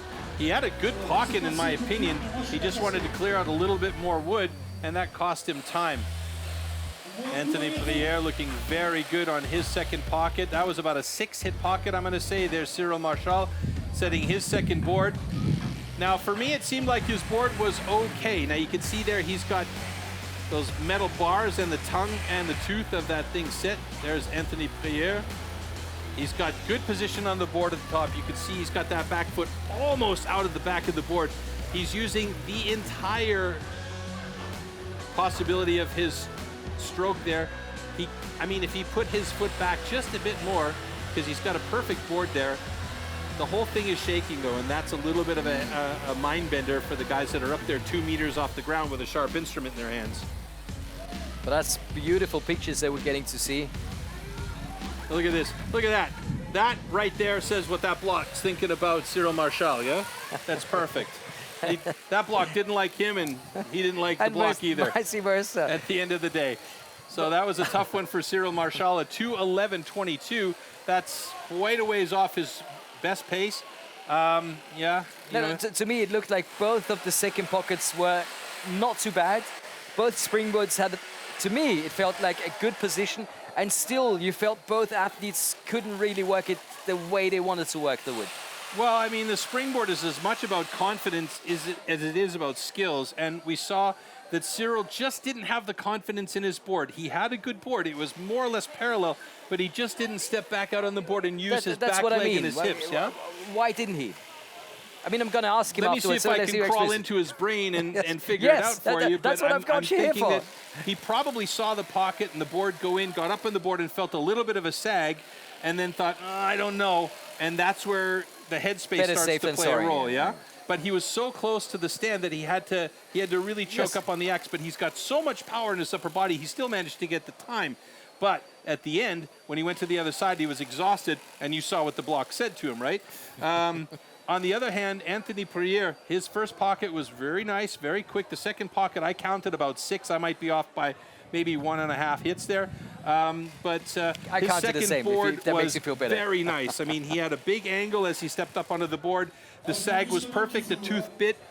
He stepped back. He had about this much space at the back of the board where he could have taken a little extra step over and really used his whole body and, you know, swung in with the hips, the back leg push, and using his upper body as well. And not having to move up on the axe so much. Yeah, and I mean, he wasn't really choking up on it that badly. You know, I didn't think he was choking up on it all that much at all. But, you know, had he been way out there in the back, he could have put a lot more power into those drivers for sure. Absolutely, and to give you a bit of time and to me to have a bit of a rest before we get into the next 2 heats, we've got some pictures coming up for you right now. Je m'appelle Johan, je suis arboriste grimpeur depuis une dizaine d'années. Je travaille sur le secteur de l'Aube, vers Aix-en-Othe, dans le fin fond du pays d'Othe.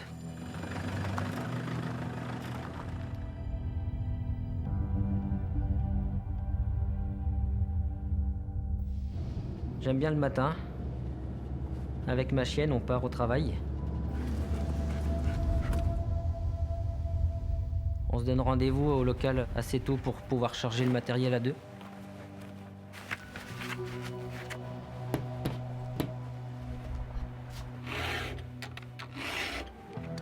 Vérifier un peu nos cordes.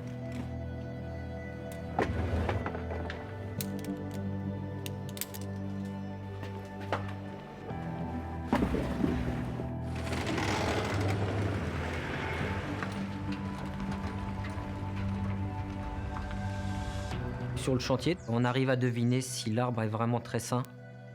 Quand on est en taille raisonnée, en général, il y a peu de surprises. Mais quand on commence à démonter un arbre, c'est qu'il est dangereux, en mauvaise santé. Il faut bien le lire avant de grimper.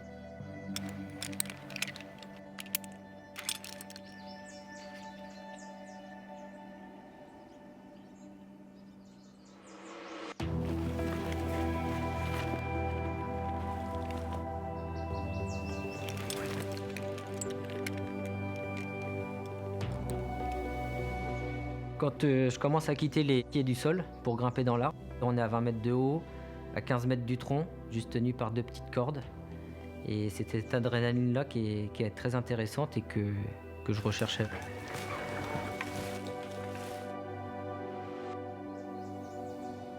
J'ai jamais eu peur.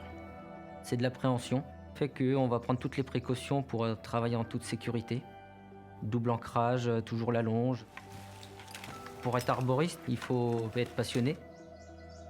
Il faut être sportif, avoir une vie saine. Quand c'est humide, l'écorce glisse. Les cordes sont trempées aussi. On a beau être attaché comme il faut, c'est compliqué de garder un peu son équilibre à certains moments.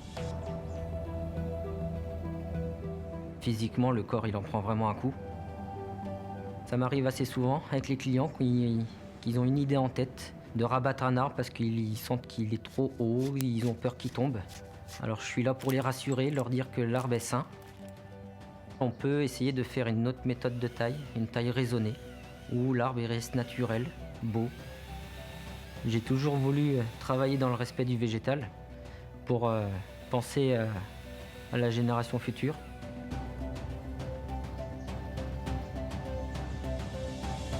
C'est dans ma nature de faire cohabiter les arbres et les hommes.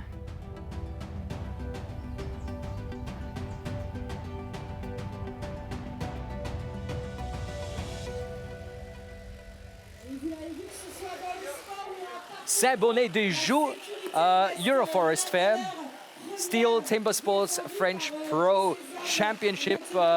We're ready to rock. Everything is getting into the final and decisive phase, and I'm starting to feel it a bit. Honestly, I am. Yeah, the stands are ready for our last 2 heats up on stage. Almost, they're still working in the background a little bit. As you heard Bart say earlier on, we're still fairly early in the season. We've just completed Great Britain's national championship a week ago at the Melbourne Fair, and we're here yet at another fair in France. I mean, I walked for, 30 minutes from one end of this place to the other to get to the site where we're doing the STIHL Timbersports French National Championship, and there is a ton of stuff to be seen and done here. It's insane. The people are just falling over themselves to try and get over here and get seating. I mean, we have people sitting behind us on our stage here.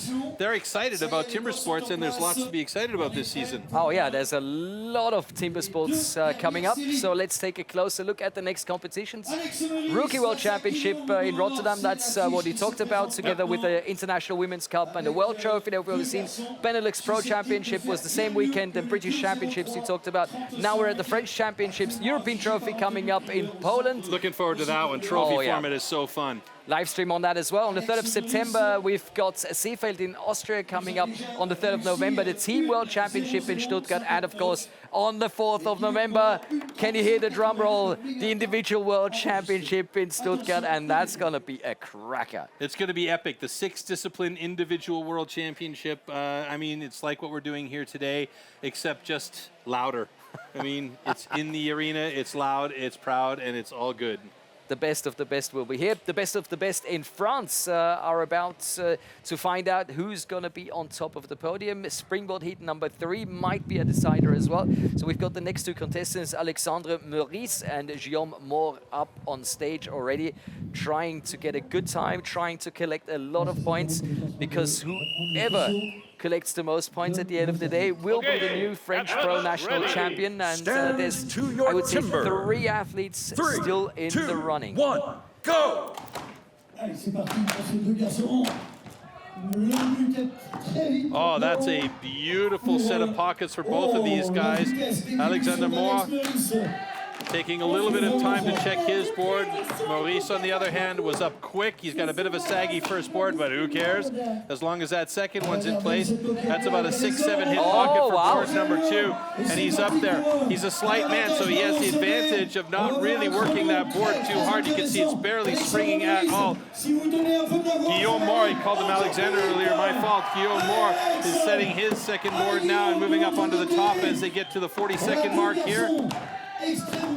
Now that is impressive. Look at the stroke. That's a nice looking cut there from Alexander Maurice, as he has got himself a nice deep side on the first side of that block up top. You can see his board is very nice and solid. Guillaume Moore, his board is good and solid as well, but he's tired already from setting those first pockets, and a busy day for him today, and he's not getting those chips off. He had a little bit of a twist there to try and get him out to make some room, but Alexander Maurice on the second side already trying to get it under the 1:30 mark, and he may well do that. He's going to do it. Yes!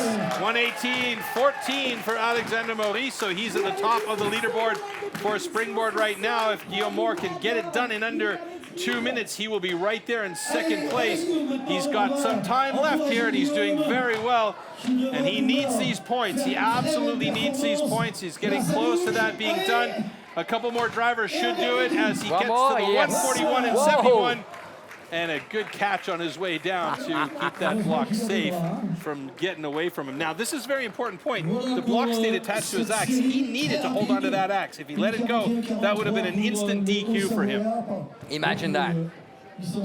You're exhausted, you know, not focused 100% anymore, and then this happens to you. Would have had a great time. Boom, but there's Guillaume Moore with a 1:41.43 plus 21 seconds slower than Alexander Maurice, who was just fantastic there. Okay, and we're getting there. Both got good. Beautiful stuff.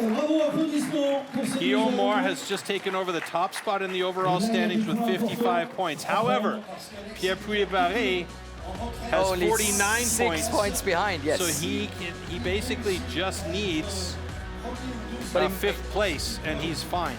But even 6 will be okay. But imagine a DQ. Whoops. That would be a disaster, but stranger things have happened.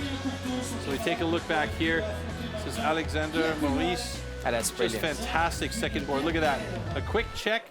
He had that book in there, and I mean, his board was set. The only thing that you can see happening a little bit is the board surfs some, yeah? That's okay. He knows he's got a solid position in there, and that's one of the reasons why there's those 2 straight bars underneath the tooth. But Alexander Maurice just really did a great job.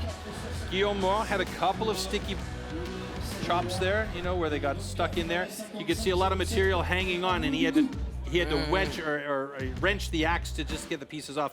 What's important here is that they don't wrench the axe at the last cut. That's really important as well. And you can see how tired these guys are after that. That is physically draining and mentally draining as well, because they're so high up with those axes and there's so much going on. And that's a great catch right there by Guillaume Moore. Very well done. One more heat try, the final one to decide this discipline. Adrien Courteau against Pierre Puy-Barré. Check out Puy-Barré's time of 55.07 seconds. And only man in the competition under 170. He is not a small man. I mean, he is a big fella. I think he was 108, 110 kilograms, a meter 97 tall. He is a beast of a man, but he is so fit and so good at these disciplines. It's to insane. your timber. 3, 2, 1, just have to think about it. 110 Ks on that springboard. Oh, wow. 4-hit pockets by nice. both of these guys. Oh, wow. A fantastic start by Courteau. And here comes Puy-Barré. Sticky axe to get into that first pocket cut on the top side here. Looking good, looking good. 6-hit pocket for pocket number 2. He needs to be solid on this second one as he sets that board. That's the key board as he gets up. The first board was a bit saggy. And now, Puy-Barré on that top board, looking good. He's not out as far back on the board as he could, but he's so massive powerful on the strokes. top there. Courteau sets his board in, but it's sagging a little bit. It's starting to move its way down with each driver, and hopefully that doesn't come out. They're keeping a close eye on this board this from man is a Courteau beast. as it's sagging. Oh my God, look at that. Puy-Barré is just going bananas in the top there. He's definitely going to be under 1:30 as he switches to the other side of his block already. This should be a good time for Puy-Barré. Best time by Maurice, 1:19.53. I'm sure he's going to get that. I don't see how he could not get it as he's got one more driver to do it, and he's got the best time of the day, 1:06.55. So now, Courteau is the man that needs to be in underneath the 2 minutes and 30 seconds as he is just getting to 1:20. He's good and deep on that first side, and we should see a score from Adrien Courteau. He should switch to the other side after cleaning out the front side of that a bit, and then now he switches. There's that awkward angle, choking way up on the axe, trying to cut through the backside. 1:40. Time is running away now. He's got time to get through though, so he should have a good time. If he gets under 2 minutes, he should be in 4th place here, and he should be able to do it with 10 seconds left to go. And that's it. That's his 4th place right there in springboard for Adrien Courteau. A very nice result for the young man.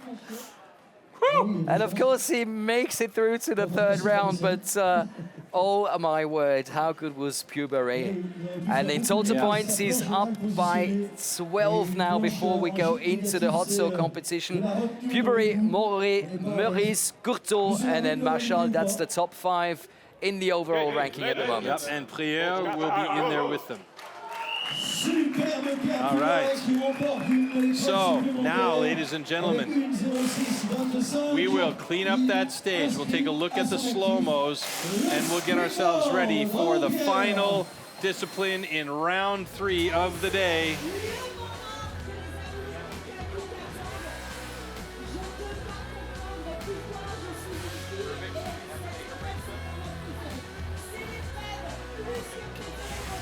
There you can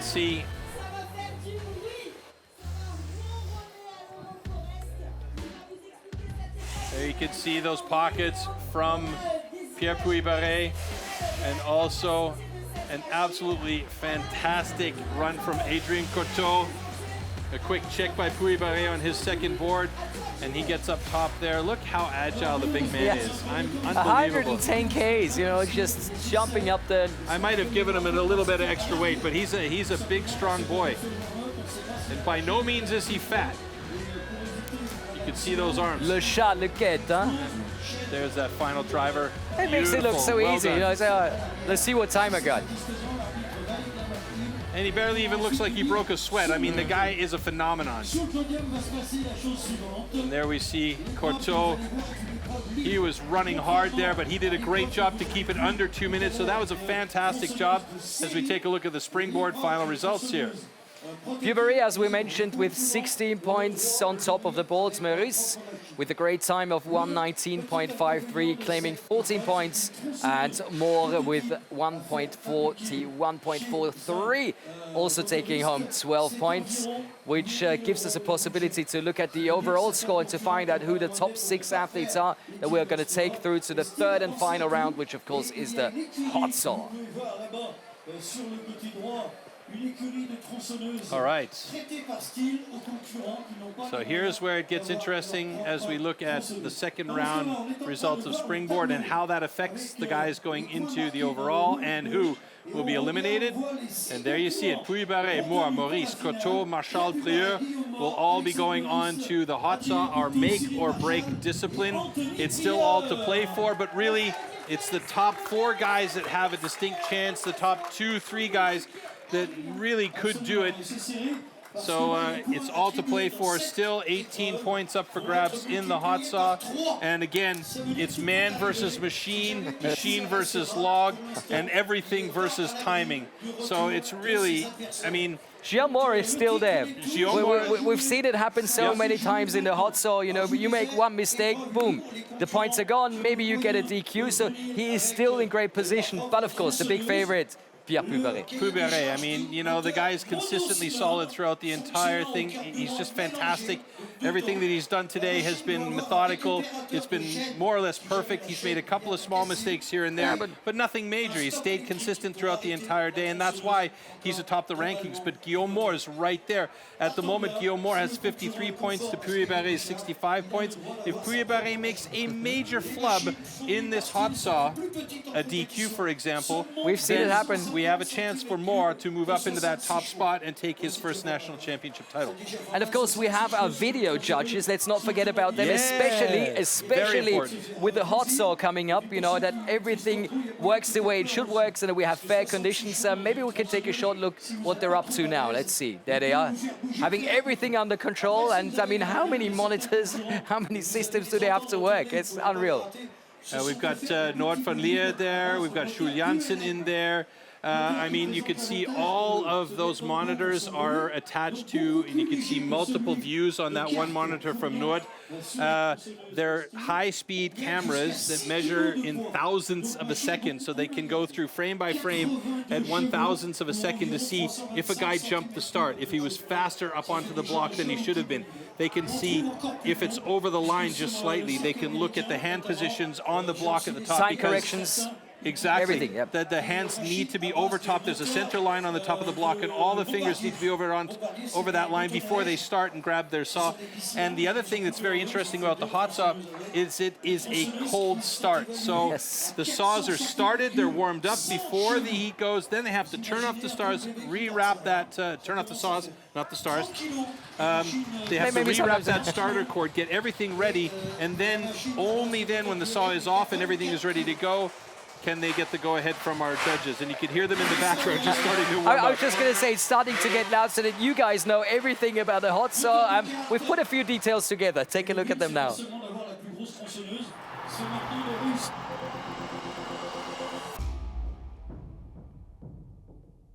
These custom handmade race-tuned machines are built for maximum power and precision and to cut the wood as fast as possible in a competition. They are built with a 60 to 80 horsepower single-cylinder two-stroke engine, often taken from a snowmobile or high-powered motorbike. The hot saw can weigh up to 30 kilograms and its chain rotates at over 250 kilometers an hour. The cost of a competition hot saw used in STIHL Timbersports is upward of 6,000 euros.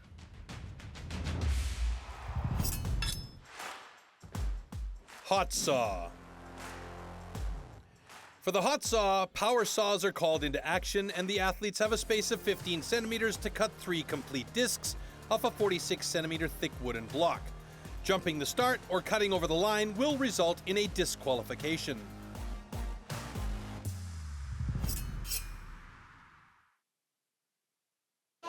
Wow. Right. Yes. Ready to go. Almost ready to go. The hot saw, you know, it has caused so much pain. It has caused so much joy to us and many athletes. Is that why they call it the maker or the breaker? Absolutely, it's the maker or the breaker. It's the last discipline. It's the third round. The last 6 athletes are still in the mix here.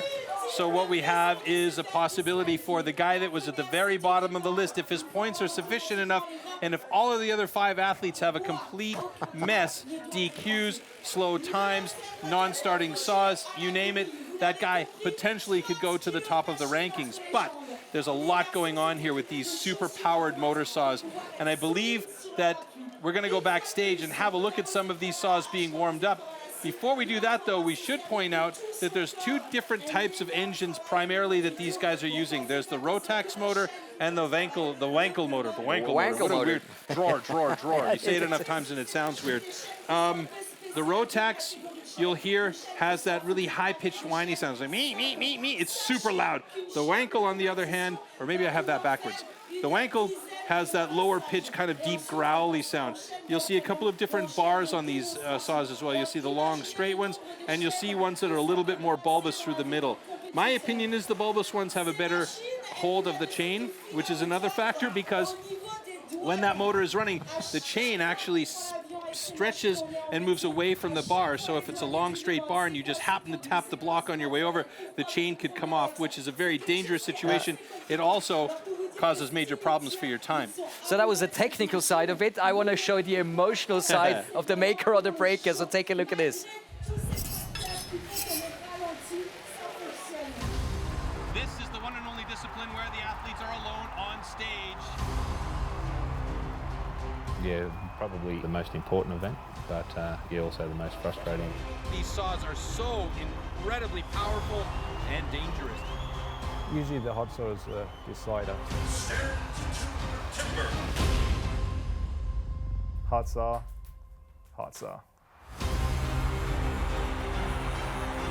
Like I can't describe to you when we're out there under pressure. Saw starts well, first disc looks solid, cut is good.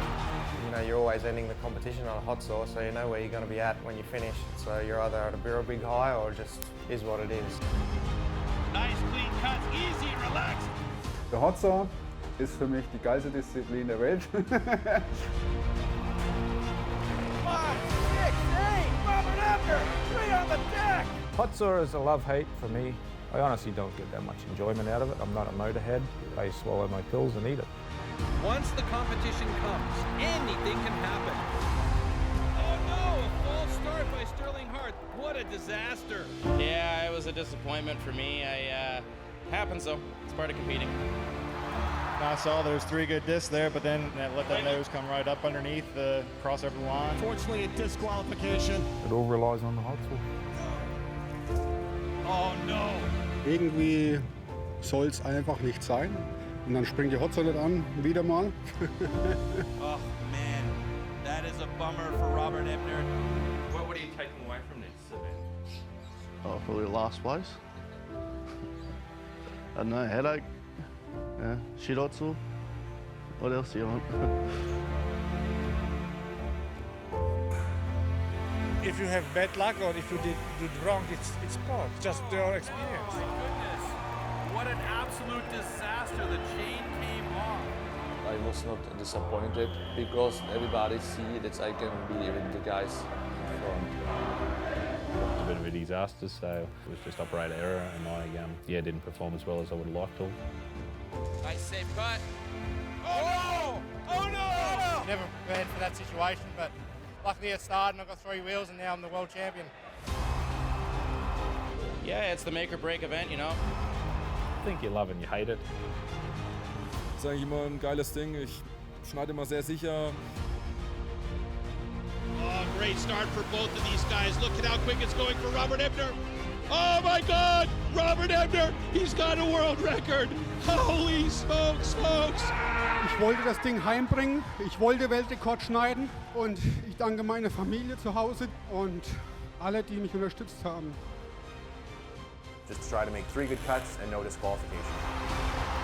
The hot saw is where it's all won, so that's the best event.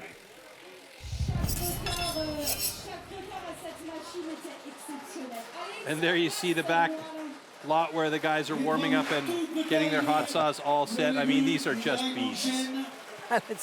It's not just watching them, it's hearing them. And I mean, this is quite a distance from our studio to the backstage area. And it's still so incredibly loud. I love it. I love it. It's insanely loud. If you're a gas head of any kind, you'll love this discipline. They've actually done some demo disciplines with these saws at freestyle motocross events in Germany. I've had one of these saws in my hands, not operating. It's heavy. You had it in your hand too. I mean, Danny's saw is just a beast. It's just an incredible monster that these guys are using on stage. And wow, I mean, what do you say? And it's just that they can operate and cut 3 discs. It's just amazing. It's absolutely fantastic. It is absolutely fantastic. It's time to take a look at the start list. 6 more athletes competing, and we're going to take a closer look at them now.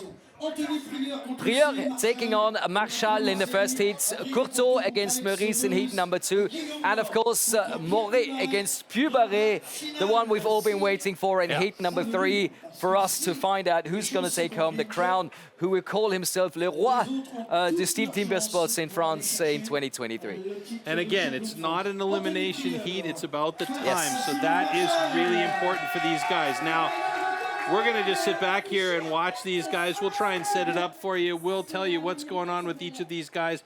But you can see, you know, our previous world record is an insane 4:45.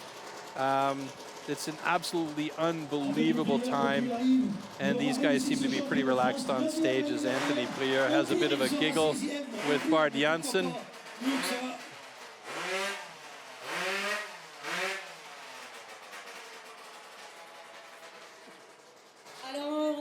There's Cyril Marchal, who had a struggle on that springboard before, so he wants to make up a little bit of points here in this hot saw.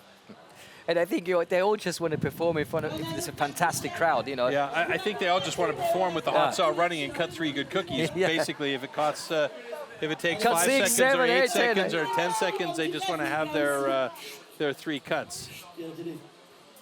So I've just been told we have one more hot saw to be warmed up, which of course means that we still have a bit of waiting time. And you can see we had a really quick picture of those shoes of Cyril Marchal. I really sincerely hope that those are some lucky golf shoes, because quite honestly, they're sort of horrendous. But anything that helps you stay... do it. Go on. You know, anything that helps you stay grippy on the ground up there, Harvester. especially with these beasts in hand. And we're getting to hear some drama here on our in-ears, because Pubaret's hot saw obviously doesn't want to start backstage, and that's exactly what we talked about. You know, this could be just one of those mistakes. Imagine him not being able to go out there and to compete, then we'll lose the title.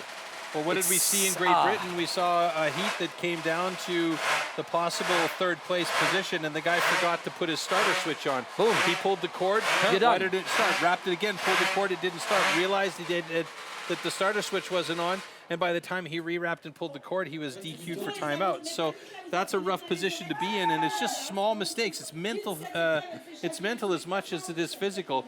But unlike the stock saw, these saws require power as well in the operator.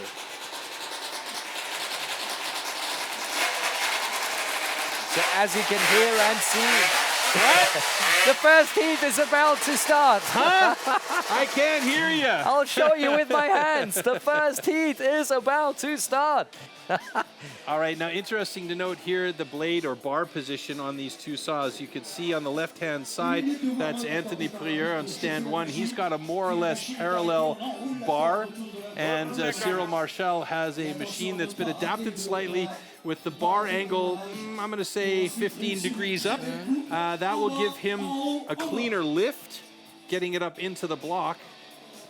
How it operates when it's in the block is another story, because you can see the exhaust pipe on that comes quite far into the bar location. It's not going to impede his cut or anything like that, but it is a factor.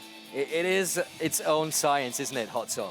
Yeah, and I mean, these saws can each weigh, 5 kilos different, so these guys have to be on point. Timber. 3, 2, 1, go! Oh, good.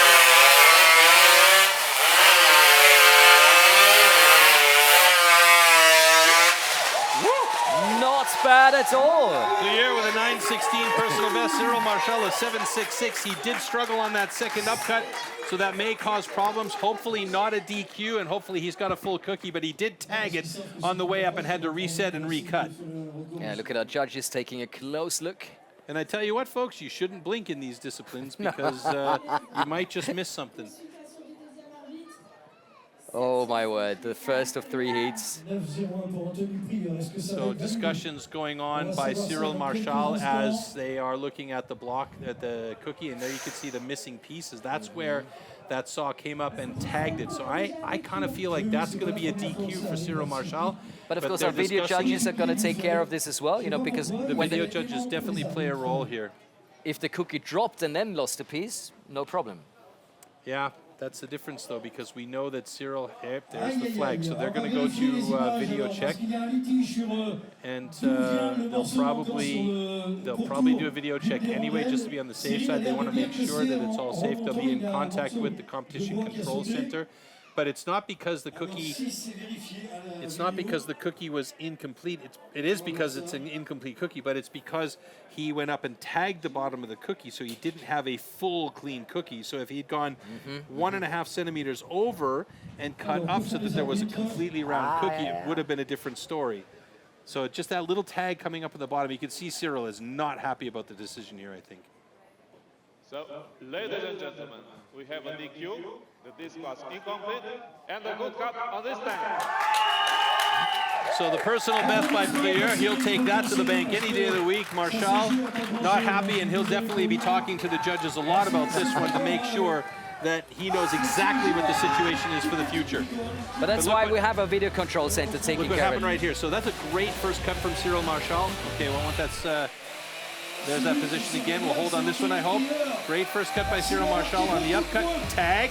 Yeah, he misses it, then he repositions and cuts. So, but he didn't cut far enough over to make sure that he did a full, complete circle. Okay, I'm with you. But it's exactly what he talked about. You know, that's why we have the video replays. That's why we have the judges. It's a fair sport, it's a tough sport, and it's an exciting one as we go into heat number 2 with Adrien Courteau and Alexandre Maurice. Now, Alexandre Maurice has a very nice personal best of 6.46. He did a fantastic job on that springboard. Second place, I believe, in springboard with his time. Let me just double check that. Yes, he had second place in springboard with a very, very nice time. So he'll be going up against Adrien Courteau, who also did a great job on the springboard. He fought and fought and fought, and he battled through, and he didn't give up, and he made it in under the 2-minute mark, so that put him in third place in the springboard. And so now he has an opportunity to gain some good points here. His personal best, 10.71. There he is. And look at him. I mean, he's a tall kid, but he's no bruiser, that's for sure. But that's the direction that the athletes are going these days. If you look at the majority of the French athletes, there's nobody that's really out of shape. I mean, we see guys. Very true. We see guys that are 120, 130, 140 kilograms that have a little bit of a muffin top, but the boys are still fit, you know, and they can still move like cats. It's unbelievable. But the general trend for these athletes is to go towards more lean, more strong, more supple, and more flexible. Especially after having seen the rookie. Yes, unbelievable.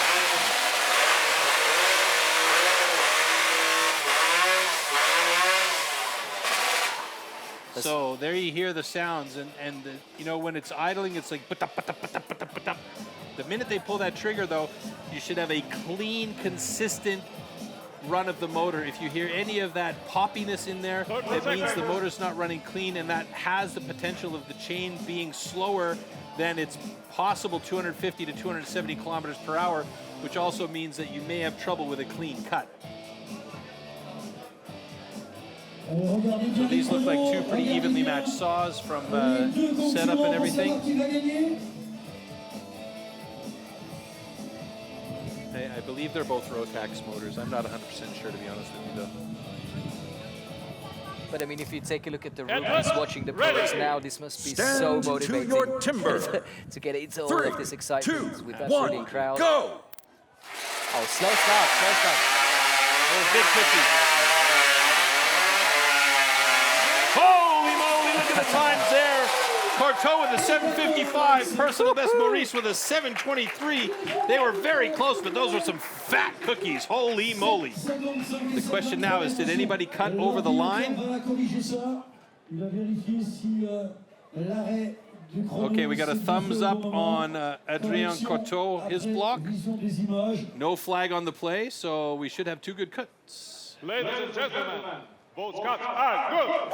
Yes, we do. Alexandre Maurice with a 7:27 at the moment has 18 points, and that puts him in second place just ahead of Adrien Courteau, who has 15 points, and Anthony Breuer is down in 5th place with 12 points in the overall standings. As we look back at those cookies, look at that size of that first one. I mean, thin to win, there's a reason for it. It's because you don't have a lot of space. But that last one was very nice. That last one was very nice from Courteau. But talk about playing with fire. Oh, man. And the middle the power one, of that machine. The middle one for Marshall Maurice was also very good. That last one was a bit chunky. So that, of course, means before the last heat, Pierre Puberet is still leading. So only Guillaume Moore has the possibility to claim gold from Pierre Puberet, and that's going to be a tough one because Puberet has 65 points at the moment, and his opponent Moore at the moment having 53, so 12 points difference. But of course, it is possible. Yep. So we heard over the intercom here that Pierre Puibaret's saw wasn't starting in the back there. We heard that there were a few problems with it. And we can see as he's coming up on stage, he's also bringing tools with him, and that's never a good sign. That means there's still maybe something that's going on with his saw that could cause problems. You can also see that his saw is ultra high performance. It's a very busy motor if you compare the way it looks to the saw of Guillaume Moore. Now the saw from Guillaume Moore apparently was performing flawlessly. So right now I think it's going to be more about if Pierre Puibaret's saw starts and where his headspace is at. Oh, for sure. It's not an easy position. No. And if we do our maths right, because he gets 16 points for the win in this round. 18. 18 points. Even better. 15 for the second, 12 for the third. And there's 12 points difference between Puberet and Maurice. So even if if Puberet gets a DQ for Maurice, for Moore, 12 points would be enough, so the third best time. Yeah, so if Puberet gets a DQ and Moore gets 3rd place, then he's got the championship. If Puberet doesn't get a start, or if something really goes wrong and he ends up down below 4th, then Moore has an opportunity to still win it, but he would need to get 2nd or 1st. That is crazy. I mean, Puberet comfortably with 12 points up front. Yeah, I wouldn't say comfortably at this point. And still, there's no comfort to feel. He knows those points are there, and he knows those points are up for grab for Guillaume Moore. He also knows that he had trouble with his saw in the back, but this time it started flawlessly, so there's no issue. But it's, like I said, never a good sign to see an athlete bring that saw on stage with his tools. And of course, we know for Puberet, you know, only a win is what he's aiming for. Yeah. What is he, a 7-time national champion, a 5-time? I think he's an 800-time national champion. The guy is a phenomenon, like I said. It's unbelievable. And ready. Stand to your timber. Here we go. 3, 2, 1, go!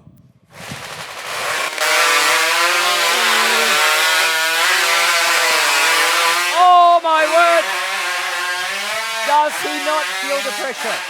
That was a massive first cookie by Guillaume Moore. He had to hang and really point that saw in the right direction. Puberet with a 6.58. Just having a second look to make sure if the cookies are. It's an incomplete cookie for Guillaume Moore. Oh no, that's going to be a DQ. Flag on the play right there. Oh, that is heartbreaking for Guillaume.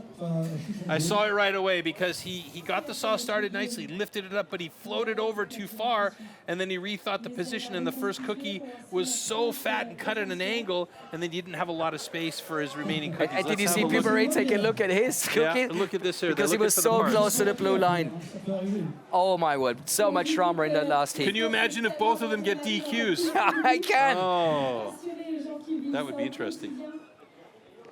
Puberet would still have won it, I think. Yeah, but, of course. I think basically. But he was checking his line.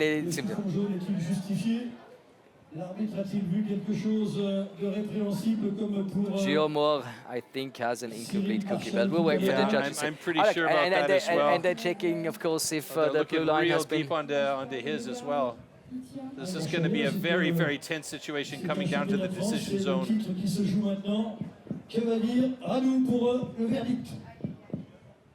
Ladies and gentlemen, we have a DQ on this stand. The cookie is incomplete. And the good cut on this stand. Oh, Puberet with the best time of the day, reclaiming his title. Yeah, I'm looking forward to seeing the slow-mo back again because I really want to see Guillaume Meur, because that first cut was just an insanely big cookie. Let's have a look here again. So here's the start, Guillaume Meur. Now watch what happens here. He swings the saw over, has to reposition, and then look at the angle of that first cut. He's angling into the block. Here, Puy Barré gets a very thick first cookie, a very thick second cookie, and then he really has to be on point with that third cut, and he came so close to the line at the bottom. That's what he was checking. Insane, You know, and that's what they were checking. They were actually crawling underneath there like it was a car. So there is the first cookie. The second cookie is incomplete, and he comes up, repositions for the third cookie. It was very thin, but he took a long time to get through there. He was really fighting it.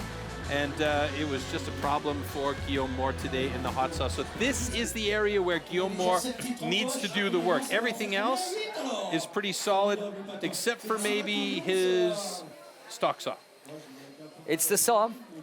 Puy Barré taking the win in the hot saw discipline, claiming the 18 points. So Maurice on second place with 15, and Courteau still grabbing 12 points. 2 TQs in this last discipline. But of course, the one list that we want to see is the overall results. So there we have it, Troy. The old king is the new king. Le Roi has done it again. Pierre Puy Barré, Alexander Maurice, Adrien Courteau, 1, 2, 3. And look at that, Guillaume Meur just outside by 4 points, excuse me, by 2 points in fourth place. So no bridesmaid position for him this year either. But you know, just imagine him taking all the time in the world, just cutting those 3 cookies. He's up on the podium. No doubt Guillaume about Meur, that. fourth place, I mean. Yeah, but because of the DQ, he didn't make it to the podium. Correct. So if you don't get a DQ, you know, because we talked about tactics, if he takes his time, just as one, does his 3 cookies, boom. Yep. He's up in the ranking. Correct. He's not going to take home the win, but he's going to claim silver or bronze. Yeah, no DQ, and he's on the podium not for on sure. The podium, and that's the maker of the break. Yep. It is crazy. It is the climax to every STIHL Timbersports national competition, and again, it's proven to be, I don't know, unbelievable. And we thought, you know, Puy Barré going into this comfort lead, 12 points up in the lead. No, it was drama. Backstage, the saw was not working. Yeah. He was there. He almost had a DQ, you know, just... I mean, they crawled underneath that block like they were crawling under a car to change the oil. They were looking at that line that close. And I mean, he was really close to the line because you saw that last cut was at a bit of an angle, and you got to really be careful. Yeah, you just seem to be traveling on those last few centimeters. I mean, in that stock saw, you've got 10 centimeters. In the hot saw, you got 15 centimeters. But in the stock saw, you're only cutting 2 with a saw that's much easier to navigate and manipulate. In the hot saw, you've got all this machinery moving, the whole thing shaking like this, and you got to position it and put it on the block. And I mean, you can see these 2 very powerful men on stage struggling to try and find the alignment for that saw because there's so much activity going on inside that motor. It's a beast. It wants to run away on you.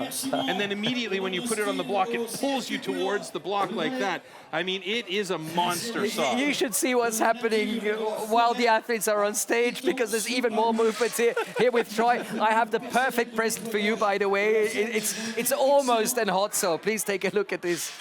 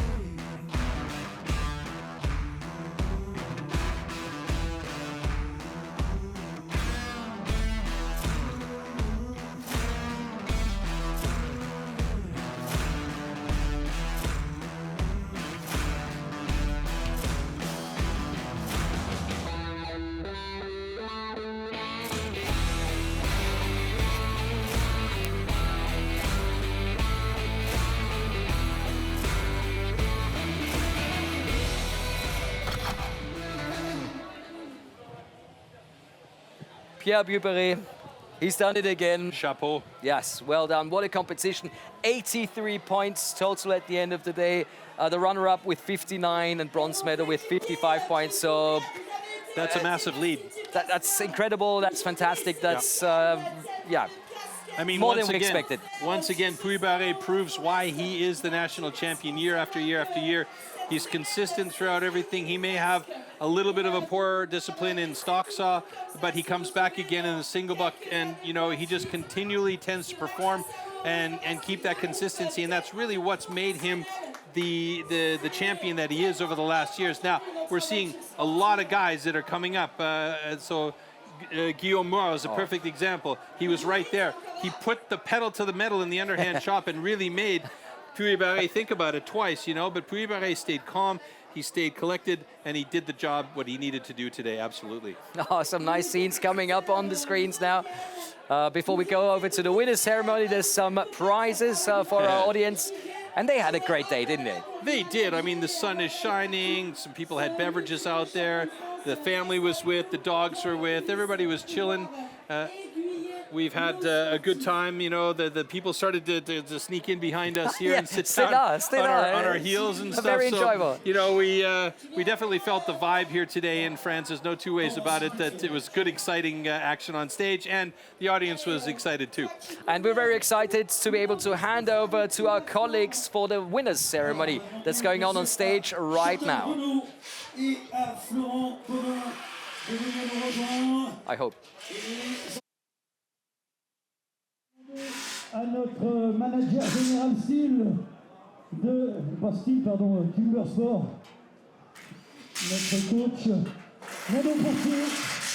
Nano, viens nous rejoindre aussi. Allez, hop, à ce début. Regardez, le staff STIHL s'est enrichi. So all 12 athletes will be called up for this winners ceremony now. 12th position, Geoffrey Eder, 8 points. In 11th position, Corentin Gaudin, having claimed 11 points, also 11 points, but position 10 because he was a little bit faster, Élie Pagin. In 9th position, Pierre-Louis Poiseau, 12 points. Julien Mayer in 8th position with 27 points.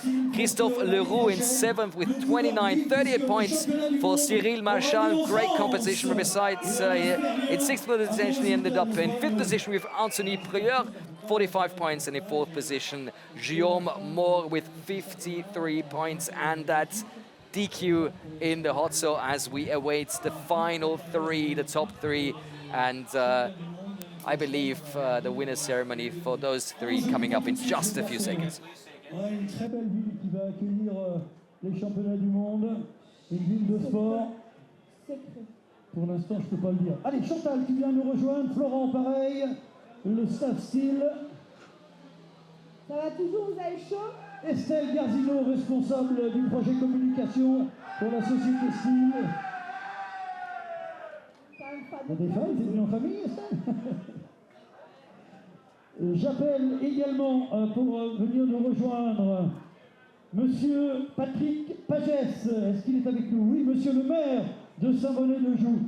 Vous avez eu du boulot cette semaine, hein, Monsieur le maire.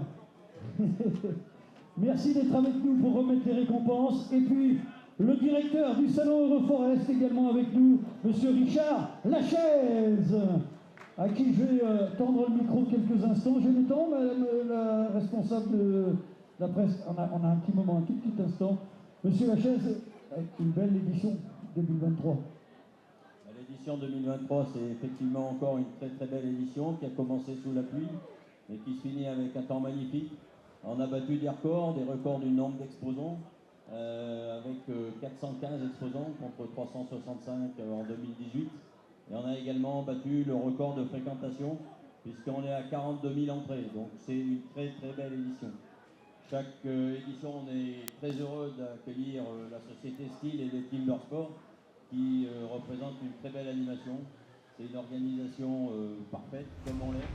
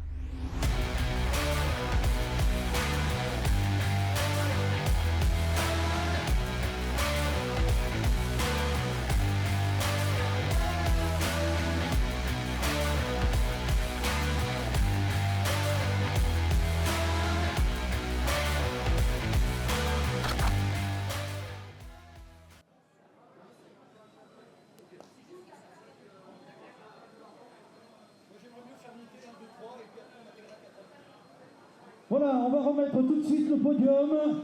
Pour des raisons de télévision, on va faire monter tout de suite les 3 premiers. À la 3e place, j'appelle Adrien Courteau.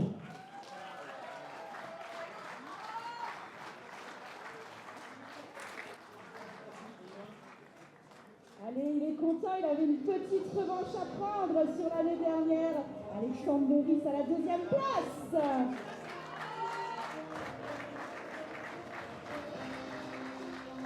À la 2e place de ce classement, Alexandre Meurice.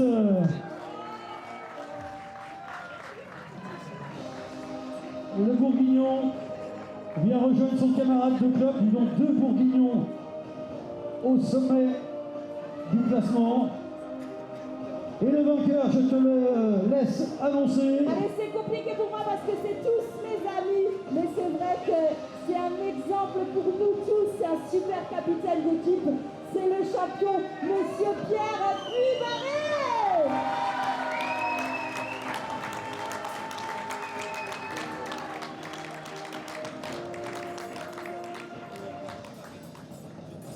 Voilà, et comme je n'ai pas les ordres pour le reste du classement, on m'a dit de faire monter les 4 à 12 sur le podium. Venez tous, les concurrents, les autres concurrents, venez nous rejoindre. Allez, tous ensemble. Geoffrey Hébert à la 11e place, Corentin Godin à la 10e place, Élie Pagin à la 9e place, Pierre-Luc Voisin à la 8e place, Julien Meyer à la 7e place, Christophe Leroux à la 6e place, Cyril Marchal à la 5e place, Anthony Prière et à la 4e place, Monsieur Guillaume.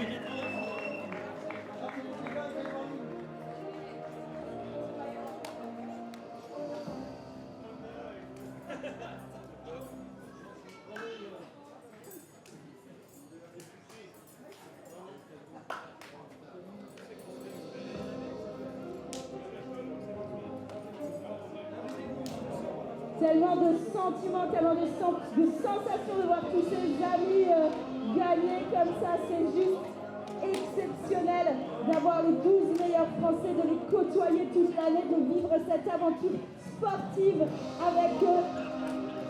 Vraiment, c'est des gars en or, c'est une équipe, c'est une bande de copains. C'est juste la classe à l'état pur.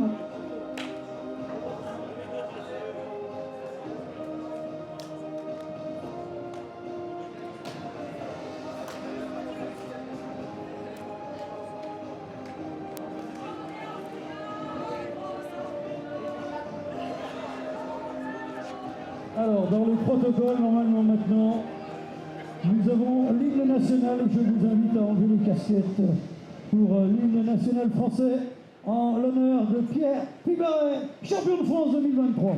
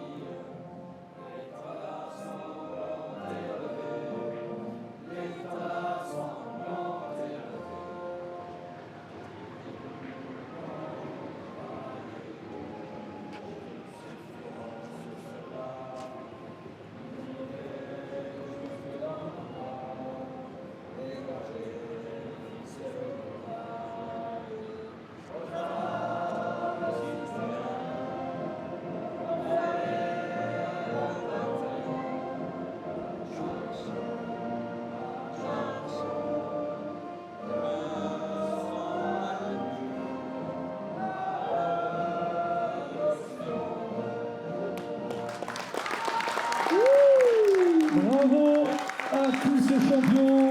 Félicitations à ceux qui sont sur le podium. So this is the part of the day that all these guys wait for, the champagne shower at the end. Fantastic. Yep, always fantastic to see that. A good time was had by all, but a best time was had by Pierre Puy-Barré, clearly, as another championship notch goes on his belt, and he can go home with, I don't know what number championship this is. We'll have to do the calculations later. It was like 90 or 100, something like that. It's ridiculous. It's definitely time to say goodbye from Saint-Bonnet du Jour.